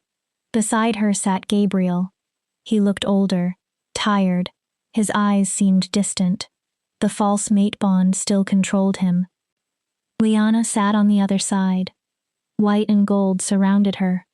She met Arya's gaze. There was no false affection left now. Only hatred, jealousy, fear. She knows. Arya thought. She knows I became something she can never be. Silence. Alpha command rolled through the arena. Arya turned toward the council. 12 powerful alphas occupied the stone seats. Alpha Fenris of Ironclaw, ancient, scarred. Alpha Sable of Moonfire, the council's only female alpha. Alpha Darius of Bloodstone, whose territory bordered Silver Creek. And at the center sat Alpha Constantine of Northern Star, the elected leader of the Greater Pack Council. Even seated, Constantine was enormous. Silver hair framed a face carved by decades of command. His pale eyes swept across the arena. Everything became silent. We gather to hear accusations of rogue behavior and possible corruption. His voice required no effort to carry. Alpha Gabriel Blackwood of Silver Creek has brought charges against Arya Blackwood. Constantine looked toward her. Step forward. Arya entered the central platform alone. Council law prevented Cade, Thorn, and Zephyr from joining her during the opening proceedings. You can do this. Her knees felt weaker than she wanted. You are not nothing. You're a monster. Lyanna's voice suddenly rang out. She stood. She nearly killed me. Arya looked at her. She destroyed part of our pack house. She. Alpha Heir Lyanna. Constantine's voice turned sharp enough to cut stone. You will speak when called or you will be removed. Lyanna flushed. She sat. But her hatred remained. Alpha Gabriel. Constantine turned. Present your accusation. Gabriel stood. For one brief instant, Arya saw pain behind his eyes. Then formality replaced it. Honored counsel. His voice was steady. 3 weeks ago, my eldest daughter manifested abilities we initially believed to be a delayed wolf awakening. Arya watched him.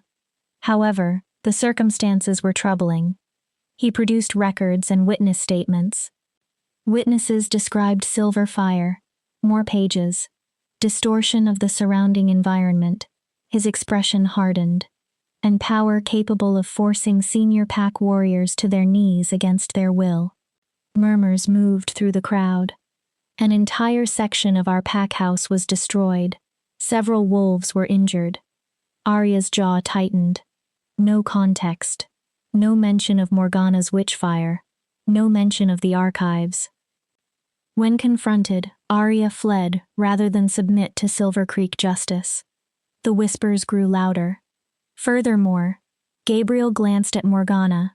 Our pack witch and Luna examined magical residue from the incident. Arya felt anger rise. Her conclusion indicates corruption. Gabriel faced the council. Dark magic capable of twisting a wolf into something unnatural. Lies. Arya spoke before she could stop herself. Every head turned. She used the dark magic. Morgana's eyes narrowed. She isn't even a wolf. Arya pointed toward her. She's a witch who infiltrated Silver Creek. Silence. Constantine's command struck. Arya forced herself to stop. You will speak when permission is given. Morgana stood slowly, perfectly composed.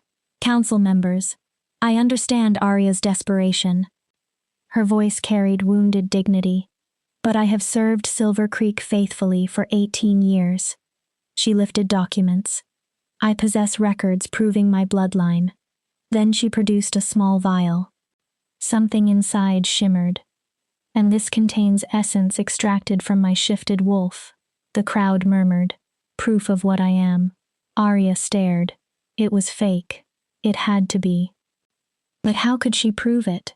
If I may speak. A woman rose in the witness section. Morgana's face turned white. Elena Shadowmirror stepped forward. This woman is not a credible witness. Morgana snapped. She is a criminal.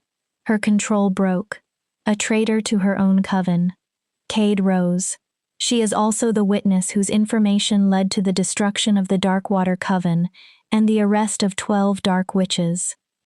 Several council members exchanged looks. Her intelligence was confirmed through 3 separate investigations. Constantine raised one hand. Elena Shadowmirror may testify. His eyes hardened. But understand that false testimony before this council carries severe consequences. Elena walked into the arena. She stood beside Arya. Her hands trembled. The wolf essence presented by Luna Vivian is fraudulent. Chaos began immediately. Morgana shouted. Elena continued. It is real wolf essence. She looked directly at Morgana. But it does not belong to her. The arena quieted. It was stolen from a dead wolf and preserved through necromancy. Elena's voice strengthened. A method perfected by the Darkwater Coven. Morgana's face twisted. You're lying. I helped you steal it. Silence. Elena stepped closer. 17 years ago. She stared into Morgana's eyes. Cassandra Nightshade. Morgana went pale. She was 19 years old when she died in what authorities called an accident. The arena erupted. Alphas demanded silence. Wolves shouted. Morgana screamed denials. Elena raised her voice. Morgana Darkwater infiltrated Silver Creek for one reason. She pointed toward Arya. To harvest the power of a Luna wolf. Morgana shook her head violently. Borges Seraphina Blackwood, because Seraphina was too powerful to suppress. Arya's hands clenched. Then, she poisoned Arya from the age of 7. Elena's voice shook with emotion. She kept her dormant while preparing a ritual that would allow Morgana to steal her power. Lies, Morgana screamed. All lies. Then prove it. Elena's answer was quiet. Shift. Morgana froze. Elena stepped closer. Here. Now. Show the council your wolf. No one moved. Morgana's expression cycled through fear, rage, and calculation.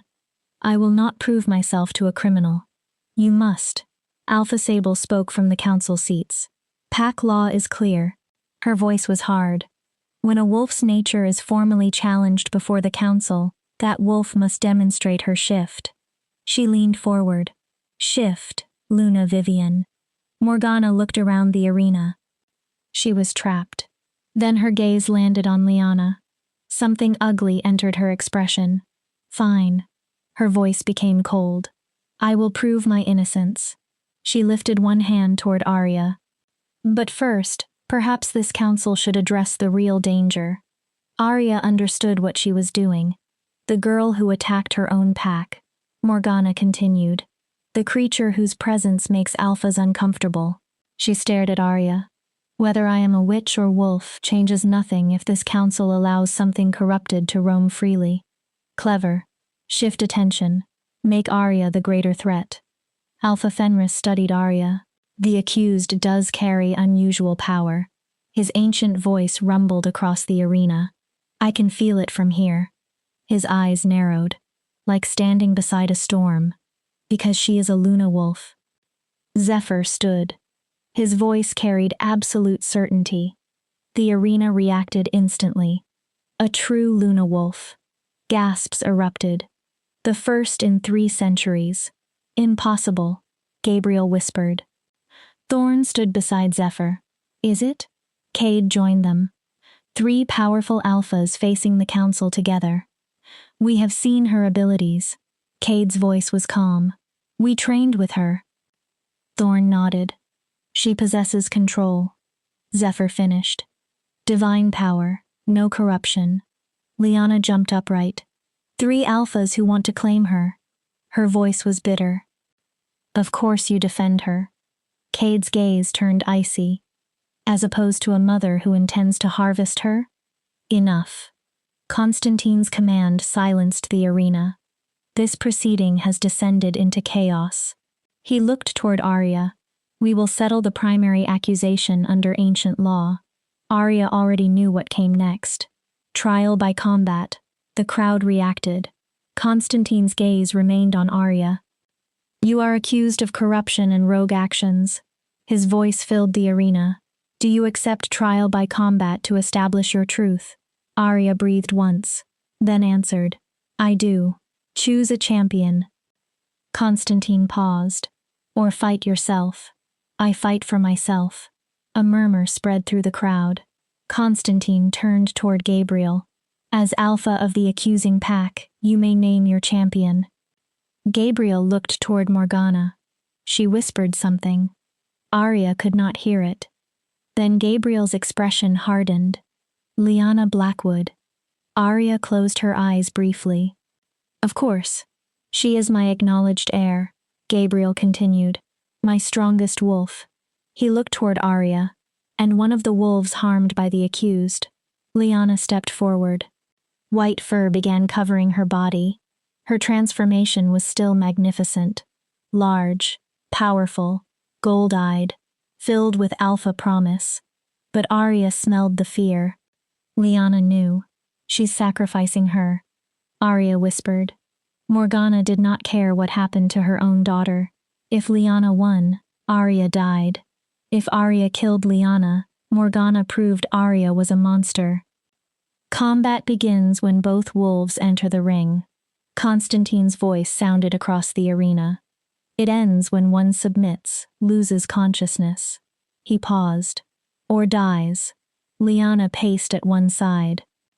Her white wolf snarled. Aggression covered terror. Arya walked to the opposite side. Every wolf watched her. Every alpha measured her. Show them. The Luna wolf whispered. Show them what we are. Arya closed her eyes. But show them mercy. Her inner wolf's voice softened. Not because they deserve it. Because we choose it. Arya reached inward. Her shift came instantly. Silver light flooded the arena. Her true form appeared in a controlled wave of power. She towered over Liana. Silver fur flowed like liquid moonlight. Molten eyes shone beneath the sky. The crescent on her chest blazed. Tiny stars glittered around it. Her presence rolled across the arena. Gasps became howls.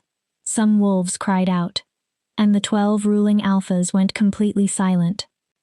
Even Constantine stared. Alpha Sable whispered first. "Goddess, preserve us." Her eyes widened. "It's true. A Luna wolf walks among us." Liana's confidence collapsed. Her white wolf was strong, beautiful. Everything in Alpha Air was meant to be. But beside Arya, she looked ordinary. "Begin." Constantine's command cracked through the arena. Liana attacked. She was incredibly fast. A white blur launched toward Arya's throat. Arya did not move. She did not need to. Power formed around her. Liana slowed in midair as though she had entered invisible water. She snarled, fought, forced herself forward. "Submit." Arya touched Liana's mind gently. "You do not have to die here. Submit and we end this." "Never." Liana's answer was filled with fear and rage. "I am the Alpha Heir. I will not bow to you." With sheer determination, Liana broke through the resistance and landed on Arya's back. Teeth bit silver fur. Claws tore. Arya allowed it. Nothing happened. Liana's attacks could not penetrate her hide. After exhausting herself for several moments, she jumped away, panting, confused. "You cannot hurt me." Arya's mental voice remained gentle. "But I can hurt you. Please stop." Liana howled a challenge, then attacked again, and again. Arya defended without injuring her. She let Liana exhaust herself, let the council witness every failed strike. Eventually, Liana collapsed. Her sides heaved. She had nothing left. Arya walked toward her, slowly. She placed one massive paw against Liana's side. Enough pressure to hold her, not enough to injure her. Then she lowered her head toward Liana's exposed throat. The entire arena held its breath. One bite. That was all it would take. "I could kill you." Arya's voice inside Liana's mind was sad rather than angry. "But I won't." Liana trembled beneath her. "Because you are my sister." Arya remembered 2 young girls before Morgana's influence had turned everything into competition. Before hatred. Before poison. "Submit, Liana. Accept that you lost." Arya's voice softened. "And perhaps someday we can discover whether there is anything left between us worth calling family." For several seconds, Liana did nothing. Then her body relaxed. Her throat exposed completely. Submission. Arya removed her paw. Liana shifted back to human form.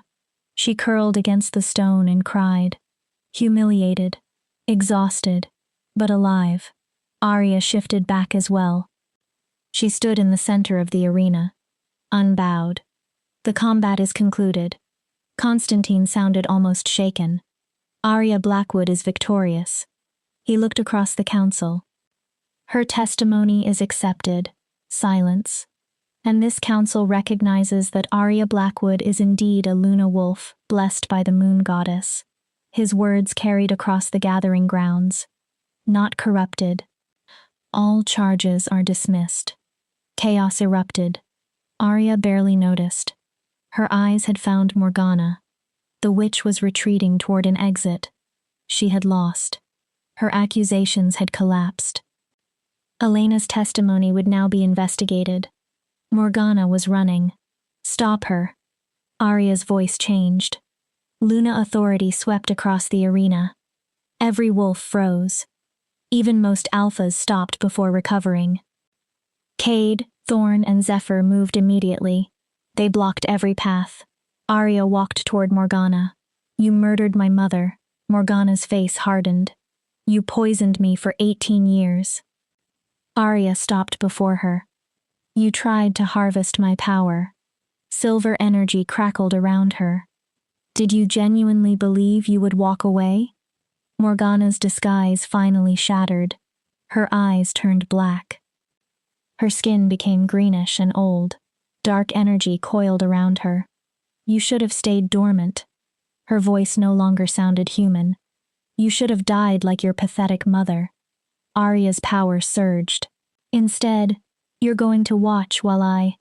Green fire exploded from Morgana's hands, but it was not aimed at Arya. It flew toward Lyanna, still exhausted, still defenseless. Arya understood in horror. Morgana was willing to kill her own daughter. Arya shifted in mid-leap. Her Luna Wolf body appeared between Lyanna and the attack. Witchfire struck her chest. Dark energy entered Arya, tried to corrupt her, tried to poison, tried to twist. But something extraordinary happened.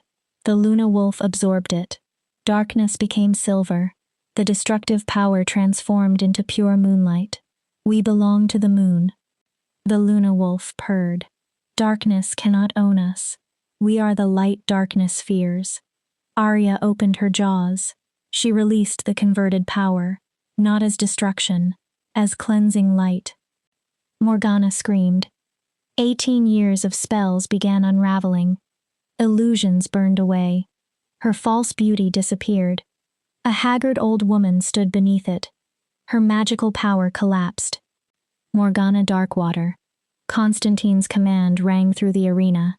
You stand revealed as a false wolf, dark witch, and murderer. Council enforcers moved forward. The judgment is exile and magical binding. Morgana screamed. No! You will be stripped of your magic, Constantine continued. You will be cast beyond werewolf territory and marked so no recognized pack may shelter you. You can't. Morgana struggled. I have allies.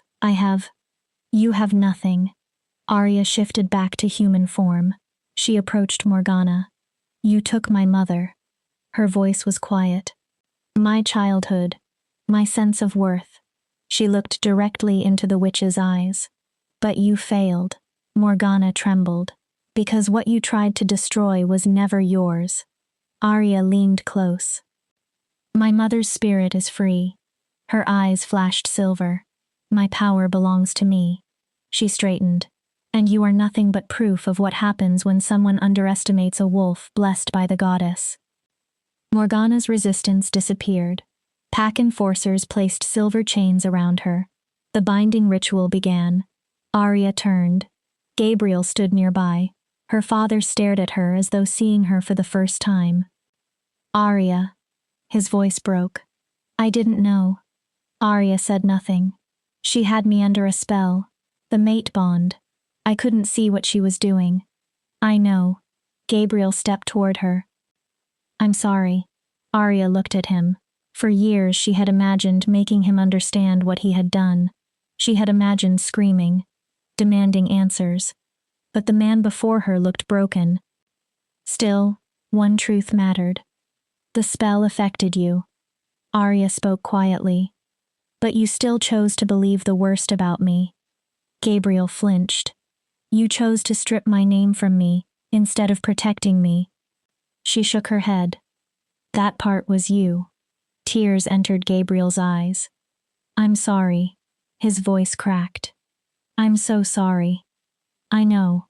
Arya's anger remained. But it no longer owned her. Maybe one day I'll forgive you. Gabriel looked hopeful. But not today. His face fell. Today I need to discover who I am without your approval. Arya looked toward Lyanna. Healers were helping her stand. Take care of your other daughter. She met Gabriel's eyes. She needs you more than I do. Arya turned away from the pack that had rejected her. Cade, Thorn, and Zephyr waited. 3 alphas. 3 very different expressions carrying the same things. Respect, desire, and something deeper. Thorn broke the silence first. So, his familiar grin returned. What does a Luna Wolf do after defeating a dark witch and forcing the Greater Pack Council to acknowledge her? Arya laughed. For the first time in what felt like years, the sound came easily. I have absolutely no idea. She looked at the 3 men. This situation was not included in the Luna Wolf handbook. Zephyr blinked. There's a handbook? No, Arya smiled. That was a joke. Then she became serious. But I do know one thing. The three alphas listened. I am not choosing a mate because politics tells me to. Cade nodded. I'm not claiming territory because tradition tells me to. Thorn's smile faded into approval.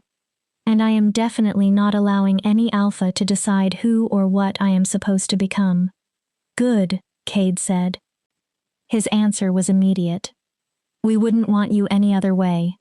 Although, Thorn lifted one finger. If you happen to need allies, Cade sighed. Friends, Zephyr added, or several highly competitive suitors prepared to embarrass themselves fighting for your attention. Arya laughed again. Warmth spread through her chest. Not love. Not yet. Possibility. Hope. Freedom. I'll remember that. Behind her, the council was already debating what Arya's existence meant. Territories. Politics. Pack hierarchy. Let them debate. Arya Blackwood walked out of the arena with her head high. No longer wolfless. No longer broken. No longer nothing. Chapter 7. The Luna's Choice. The territory had no name when Arya first received it.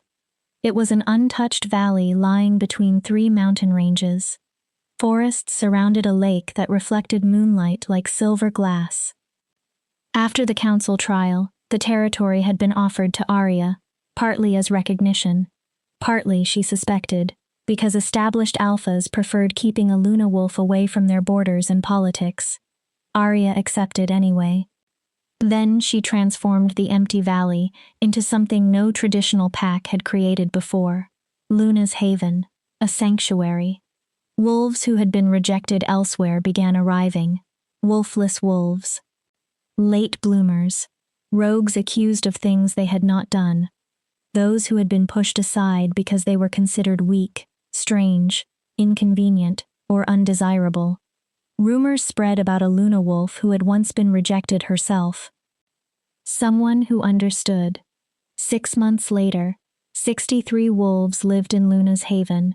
They built homes, training spaces, a communal hall. There was no enormous alpha residence towering above everyone else. No rigid structure designed to constantly remind low-ranking wolves where they belonged. Everyone worked. Everyone contributed. Everyone mattered. No one was worthless. Arya did not lead them as a traditional alpha. She was creating something different, something older, something new, a true Luna. You're brooding again. Arya turned from the overlook above the valley. Esther approached. 2 months earlier, her grandmother had finally abandoned Silver Creek and moved permanently to Luna's haven. Freedom appeared to have made her younger. I'm not brooding. Arya looked back toward the lake. I'm contemplating. Ah. Esther nodded solemnly. Entirely different. Arya smiled. What are you contemplating? Esther joined her. The 3 alphas circling your borders like lovesick pups? Arya groaned. The council delegation arriving tomorrow? Another sigh. Or Gabriel's request to see you? Arya became quiet. All of it, but the final question weighed most heavily. He says Morgana's remaining influence is gone. Esther listened. He says he wants to make amends. And? I don't know. Arya gripped the railing. Part of me wants my father back. Her voice softened. Then I remember 18 years of being invisible to him. She shook her head. How am I supposed to forgive that? You don't. Arya looked at Esther. Not all at once. The older woman's voice was practical. Forgiveness is not a switch. She rested her hands on the railing. It is a decision made repeatedly, until carrying the pain becomes easier. Arya looked away. But refusing to even speak with him is not necessarily protection. Esther watched her. Sometimes it is simply fear choosing for you. Before Arya could answer, commotion rose from the settlement below. Excited voices.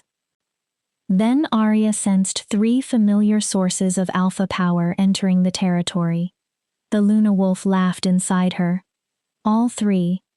Of course. Arya sighed. This should be interesting.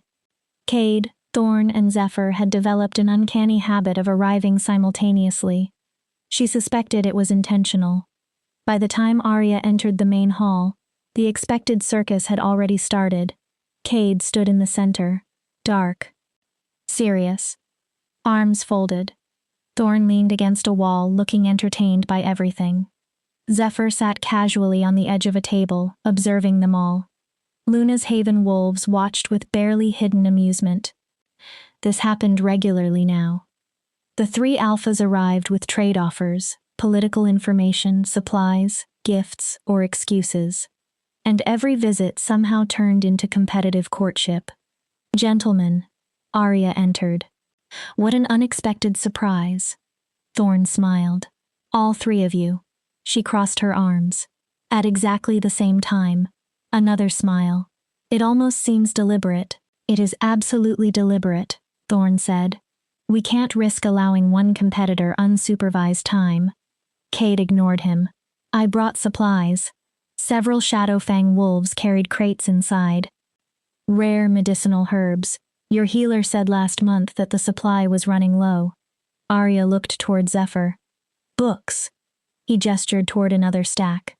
Early histories of northern packs. His expression became innocent. Several mention ancient Luna wolves. Of course they do.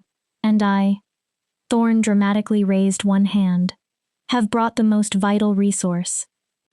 He whistled. One of his wolves carried in an enormous crate. Arya smelled it before seeing the contents. Chocolate? Human chocolate. Thorn looked proud. Excellent quality. Excellent quality. Arya stared at him.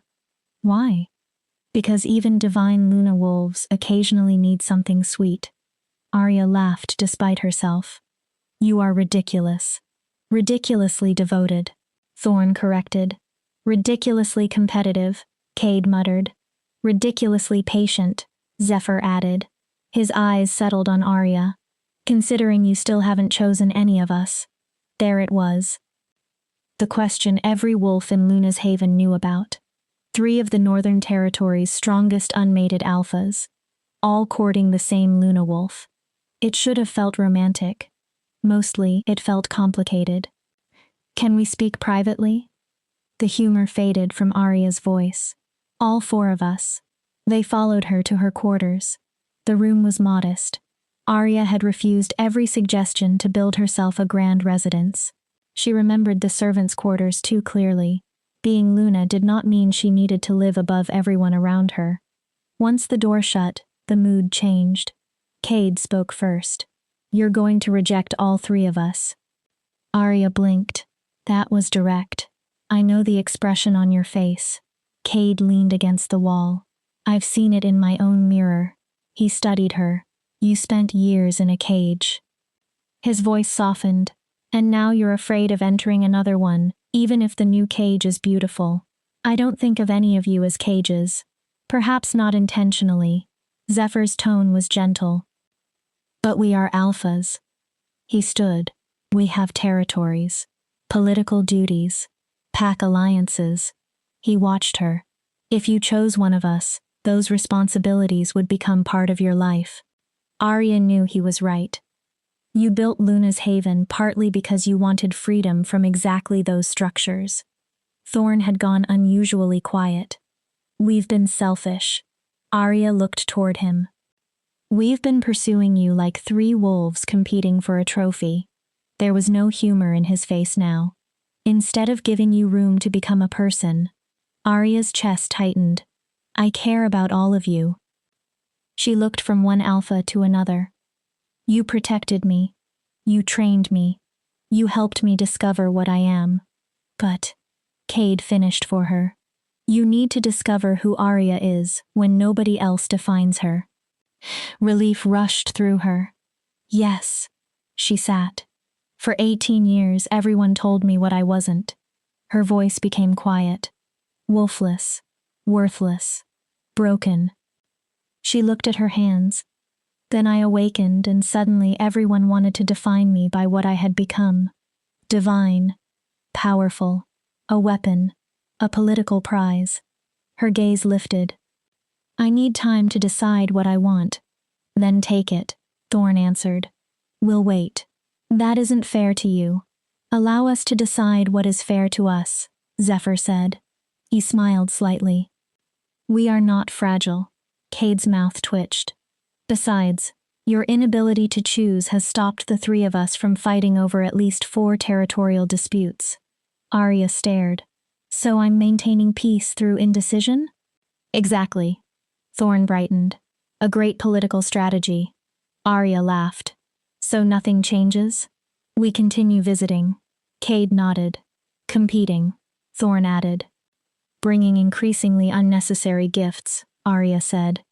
Essential gifts, Thorn corrected. Zephyr smiled. And your pack continues gossiping about us. This is a circus. Thorn shrugged. A circus can be romantic. Before Arya could answer, someone knocked. One of her scouts opened the door. His name, ironically enough, was Gabriel. Luna? Arya immediately heard the concern in his voice. What happened? There's a wolf at the southern border asking for sanctuary. Arya stood. She's injured. The scout hesitated. Terrified. His expression became uncomfortable. And she says she came from Silver Creek. Arya's pulse changed. She says she's your sister. Silence. Lyanna. 1 hour later, Arya entered the healer's den. She almost did not recognize the woman lying on the bed. Lyanna had always been radiant. Perfect hair, perfect clothing, proud posture. Now she was painfully thin. Dark circles surrounded her eyes. Her golden hair was tangled. Half-healed wounds covered her arms and shoulders. When she saw Arya, desperation crossed her face. You came. I wasn't sure you would. Arya sat across from her. What happened? Father. The bitterness in Lyanna's voice surprised her. After Morgana was exiled, the broken mate bond nearly destroyed him. She looked toward the window. He became paranoid. Controlling. He saw enemies everywhere. A broken laugh escaped her. Especially when he looked at me. Why you? Lyanna stared at Arya. Because I look like her. Tears formed. She raised me. She trained me. She favored me. Lyanna wiped her face. Father started wondering whether I was corrupted too. Arya remained quiet. He thought maybe I was another witch. Her voice cracked. I'm not. She looked desperately at Arya. I swear I'm not. What did he do? Tests. Lyanna looked away. Council examinations. Questioning. They found nothing. Her laugh sounded empty. But Father still didn't believe me. So you ran. Lyanna nodded. He planned to strip my heir status. Arya went still. Reduce me to Omega. The irony was impossible to ignore. As punishment for my mother's crimes. Lyanna met Arya's eyes. Sound familiar? It did. Painfully. Why come here? Arya asked. Of every place in the Northern Territories, why come to me? Because you understand. Lyanna's answer came immediately. You know what it is like when Father rejects you. Her eyes filled again. To have power and still be called worthless. To lose everything because of something you never chose. She reached toward Arya. Please. Arya did not move. I know I was cruel. Lyanna's hand dropped. I mocked you. Hurt you. Made your life miserable. Her voice broke. Morgana raised me to see you as competition. That doesn't excuse what you did. I know. Lyanna nodded quickly. I know it doesn't. Her shoulders shook. I'm not asking you to forgive me. She looked directly at Arya. I'm asking for sanctuary. A chance. Her fingers trembled. A chance to prove I am not the monster my mother tried to create. Arya said nothing. If you send me away, I have nowhere else. Lyanna whispered. No pack wants the disgraced heir of Silver Creek. She swallowed. I'll probably die outside established territory. Arya looked at her half-sister. The girl who had once called her a defect now looked exactly as Arya had felt for years. Rejected, terrified, begging for one chance. "What do you think?" Arya asked her Luna wolf. "Truth," the wolf answered. "No deception, no dark magic, only grief, regret, fear." Then the presence inside her became quiet. "But the decision belongs to you. Justice or mercy, revenge or another chance. What kind of Luna do you want to become?" Arya remembered everything Lyanna had done, every insult, every humiliating moment. Every time she deliberately made Arya feel smaller. Then Arya thought about Luna's haven, a sanctuary created for wolves nobody else wanted. "You can stay." Lyanna stared. Hope appeared in her face. "But there are conditions. Anything. You enter this pack as an equal." Arya's voice became firm. "Not an heir. Not an alpha's daughter. Not someone special. You work. You train. You contribute." Lyanna nodded. "And if anyone here tells me you treated them with cruelty or acted as though you were above them..." Arya held her gaze. "You leave." "I understand. One more thing." Arya leaned forward. "You apologize to everyone here you ever insulted or mistreated when you were part of Silver Creek." Lyanna's face crumpled. "You admit what you did." Arya continued. "You make amends. Not because I force you. Because real strength requires taking responsibility." Lyanna nodded through tears. "I will. I promise." Arya stood. "The healer will continue treating you." She turned toward the door. "When you recover, we will find work for you." Arya looked back once. "Welcome to Luna's haven, Lyanna." A faint smile appeared. "Try not to ruin it." She left before Lyanna saw tears forming in her own eyes. Cade waited outside. He did not ask questions.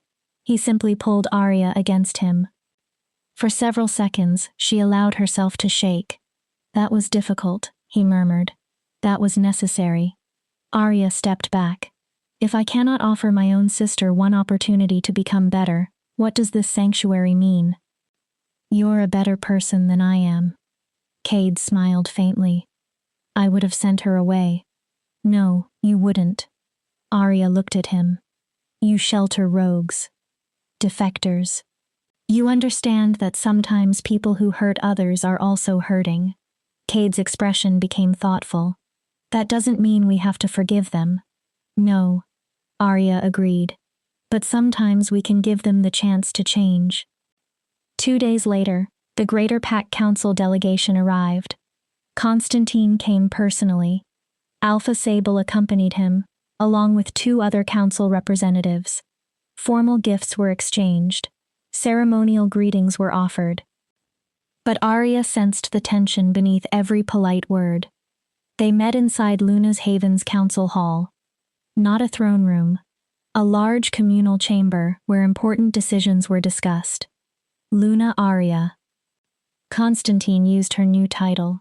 "The Greater Pack Council has observed the growth of this territory with considerable interest." Arya waited. "In 6 months, you established a stable community," he continued. "You resolved several disputes with neighboring packs and provided sanctuary to dozens of displaced wolves." Constantine inclined his head. "It is impressive." "Thank you." Arya smiled slightly. "But there's a problem." Constantine's mouth twitched. "Direct. Life is easier that way." "Yes." He nodded. "There is concern." Arya crossed her arms. "Luna's Haven operates outside traditional pack hierarchy," Constantine continued. "No alpha. No formal ranking structure. No established succession." Alpha Sable joined him. "Some council members fear what happens if you become incapacitated, or if Luna's Haven grows beyond your ability to lead alone." Arya understood. "You want me to choose an alpha?" Sable did not deny it. "A Luna alpha pair is traditional.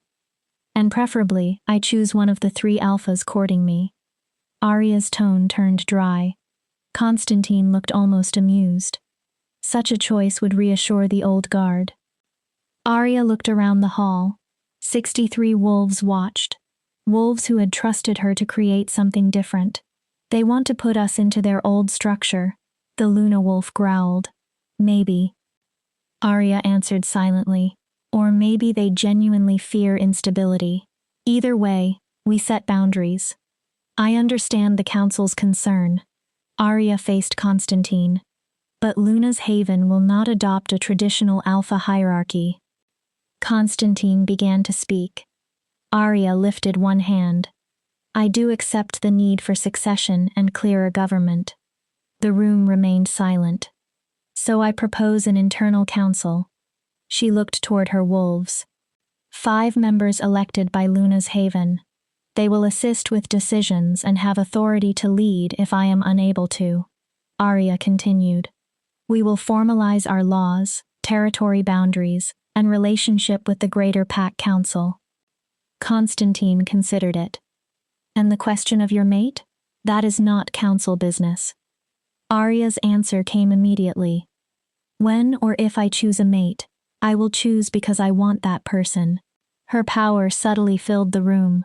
Not because political tradition demands it. She held Constantine's gaze.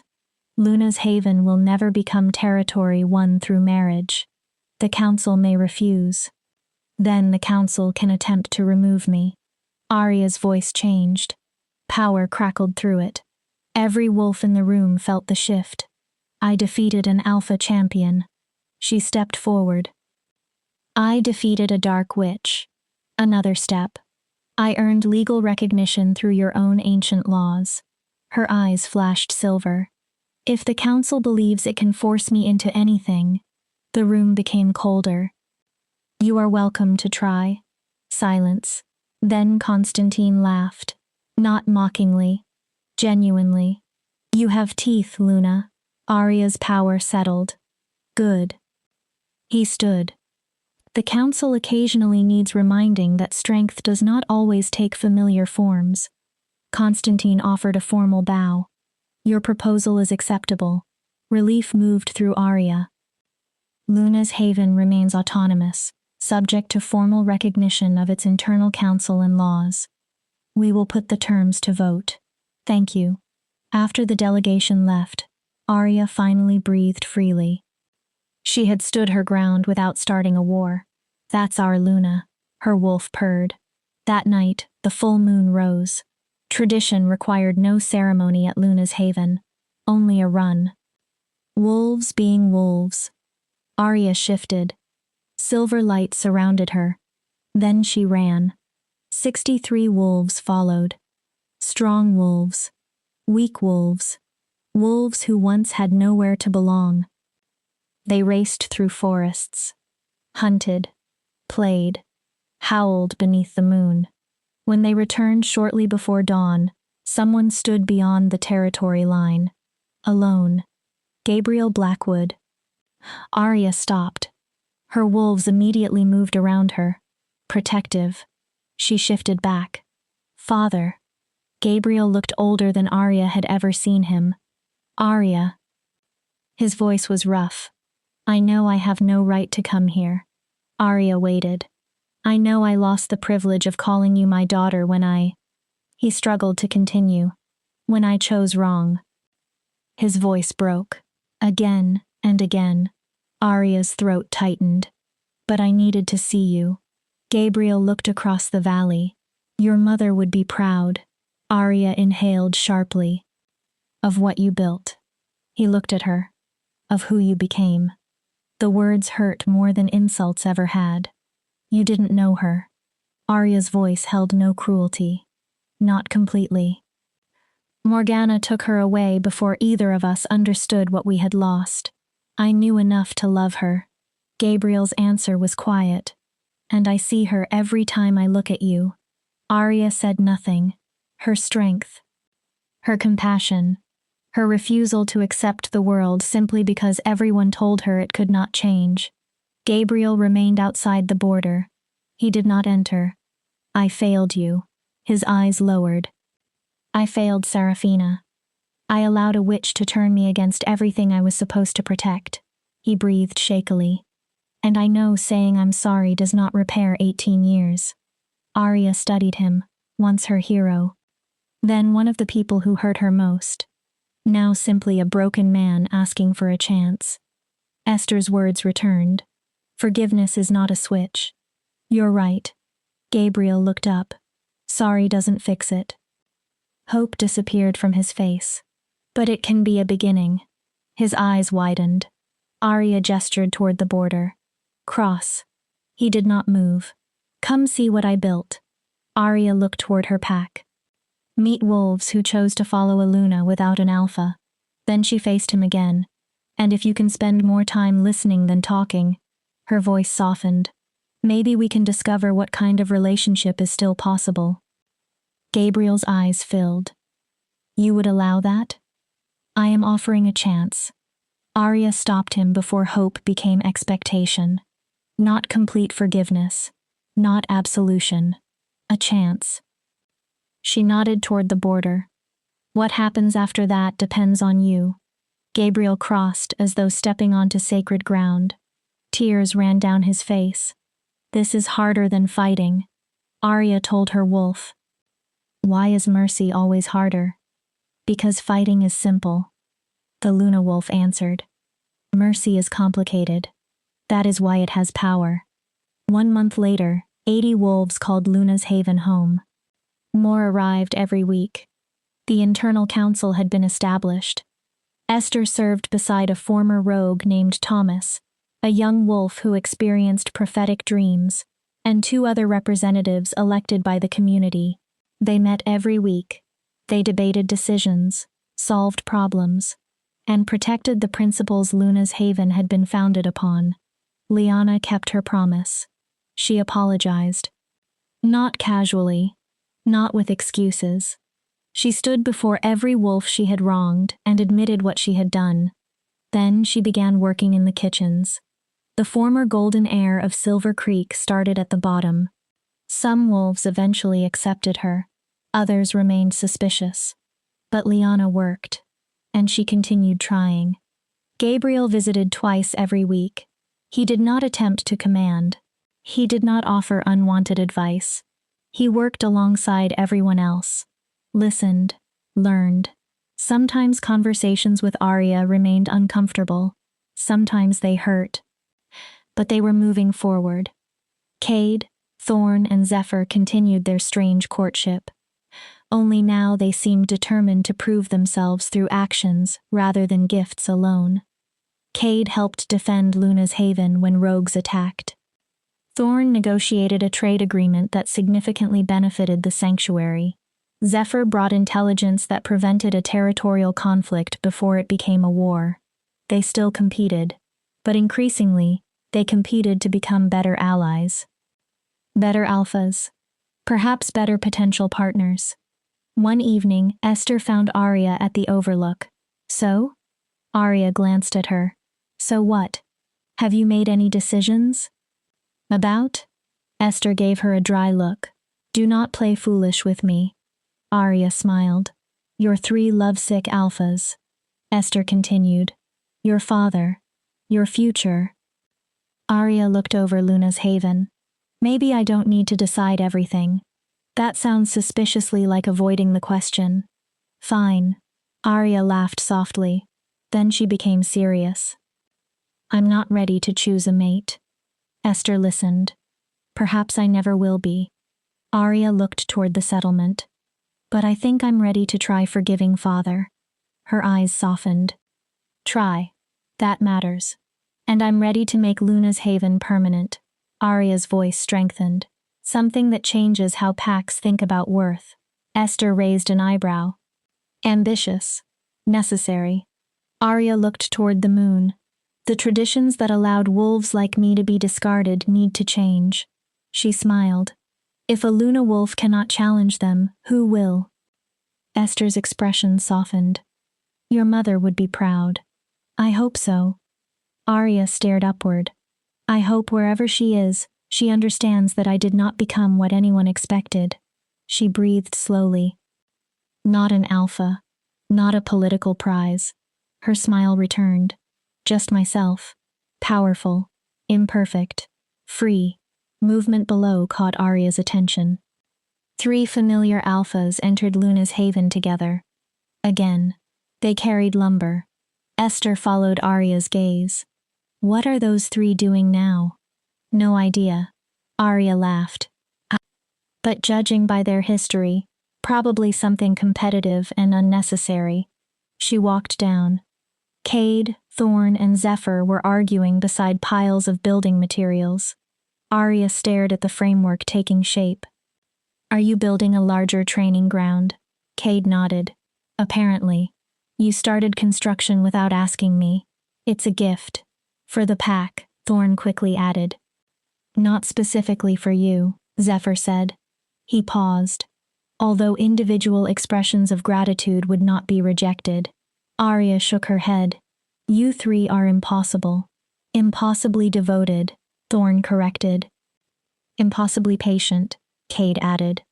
Zephyr placed one hand over his heart. Impossibly in love with a Luna who refuses to choose any of us. Arya looked at the 3 men, then smiled. Yet. Silence. Thorn blinked. Arya enjoyed his expression. I haven't chosen yet. She pointed toward them. Perhaps someday, once I know what I actually want, one of you may be the answer. She shrugged. Or perhaps I'll surprise everyone. Cade smiled. We can wait. No pressure? Take as long as you need. Thorn grinned. The competition is entertaining anyway. Zephyr's expression became sincere. And watching you become the Luna you were meant to become is worth waiting for. Warmth spread through Arya. Friends. Allies. Perhaps someday something more. For now, it was enough. The moon rose higher. Wolves began emerging from their homes. They gathered for the night run. Arya shifted. Her silver form illuminated the settlement. She lifted her head and howled. Not a challenge. Not a claim. Only joy.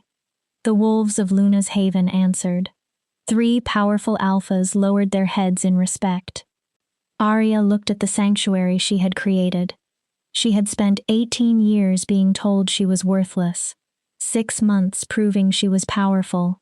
Now she was finally learning something more important. How to be free. And freedom might have been the greatest power she had discovered. 1 year later, the Greater Pack Council called an unprecedented gathering. Every ruling alpha in the Northern Territories attended. Lunas. Pack representatives. Hundreds of wolves. Arya arrived with Luna's haven behind her. Her sanctuary now counted 147 wolves. Lyanna walked beside Arya. She was no longer an outcast. After an entire year of work, responsibility, training, and genuine change, she had earned the position of Beta within Luna's haven. Gabriel walked on Arya's other side. He was no longer Alpha of Silver Creek. He had voluntarily stepped down. Now he served as an elder in Arya's territory, while continuing to repair the relationships his failures had damaged. Behind them walked Cade, Thorn, and Zephyr. Over the year, the 3 alphas had gradually stopped trying to outdo one another at every opportunity. They learned to cooperate. Other packs had begun calling them the Luna's Guard. Lyanna looked nervously toward the council platform. You think they're finally going to recognize Luna's haven officially? They'd better. Arya smiled. We've given them enough evidence that this works. Constantine stood before the crowd. 1 year ago, a Luna wolf appeared for the first time in 3 centuries.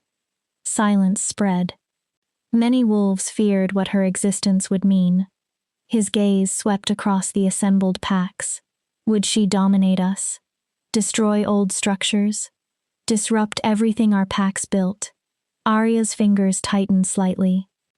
Instead, Constantine looked toward her. She did something far more radical. He paused. She created. The crowd listened.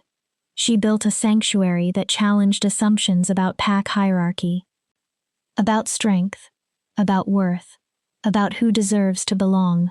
Arya felt emotion rising. Luna's haven accepted the rejected, and gave them the opportunity to become strong. Constantine continued. It demonstrated that new traditions can exist beside old ones. His expression softened, and it reminded us that the moon goddess does not offer blessings in only one form. The gathered wolves murmured. Therefore, Constantine's voice strengthened. The Greater Pack Council formally recognizes Luna's Haven as sovereign territory. Arya stopped breathing. Arya Luna Wolf is acknowledged as its rightful leader. Constantine paused.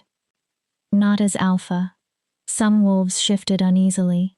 But as Luna, the first sovereign territory in recorded werewolf history, led solely through Luna authority. The gathering grounds erupted. Cheers. Shock. Howls. Constantine raised one hand. There is more. The crowd quieted slowly. The council proposes a new tradition. He looked toward Arya.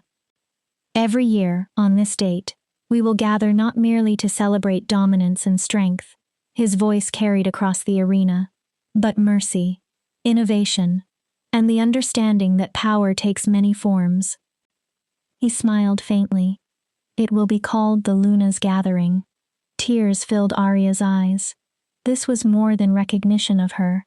It recognized every wolf who had ever been told they were not enough. Formal speeches continued. But something at the edge of the gathering caught Arya's attention. Silver hair. A woman stood among the crowd. Translucent, softly glowing. Arya's heart stopped. She looked exactly like the portraits Arya had seen as a child. Storm-colored eyes. A strong, beautiful face. A familiar smile Arya remembered only from dreams. Mother. Seraphina smiled. Her lips moved. Arya could not hear the words, but she understood them. I'm proud of you. Then the figure dissolved. Silver light rose toward the moon. Arya turned toward Esther. Did you see? I saw. Tears streamed down Esther's face. The goddess allowed her to witness this. Arya looked upward.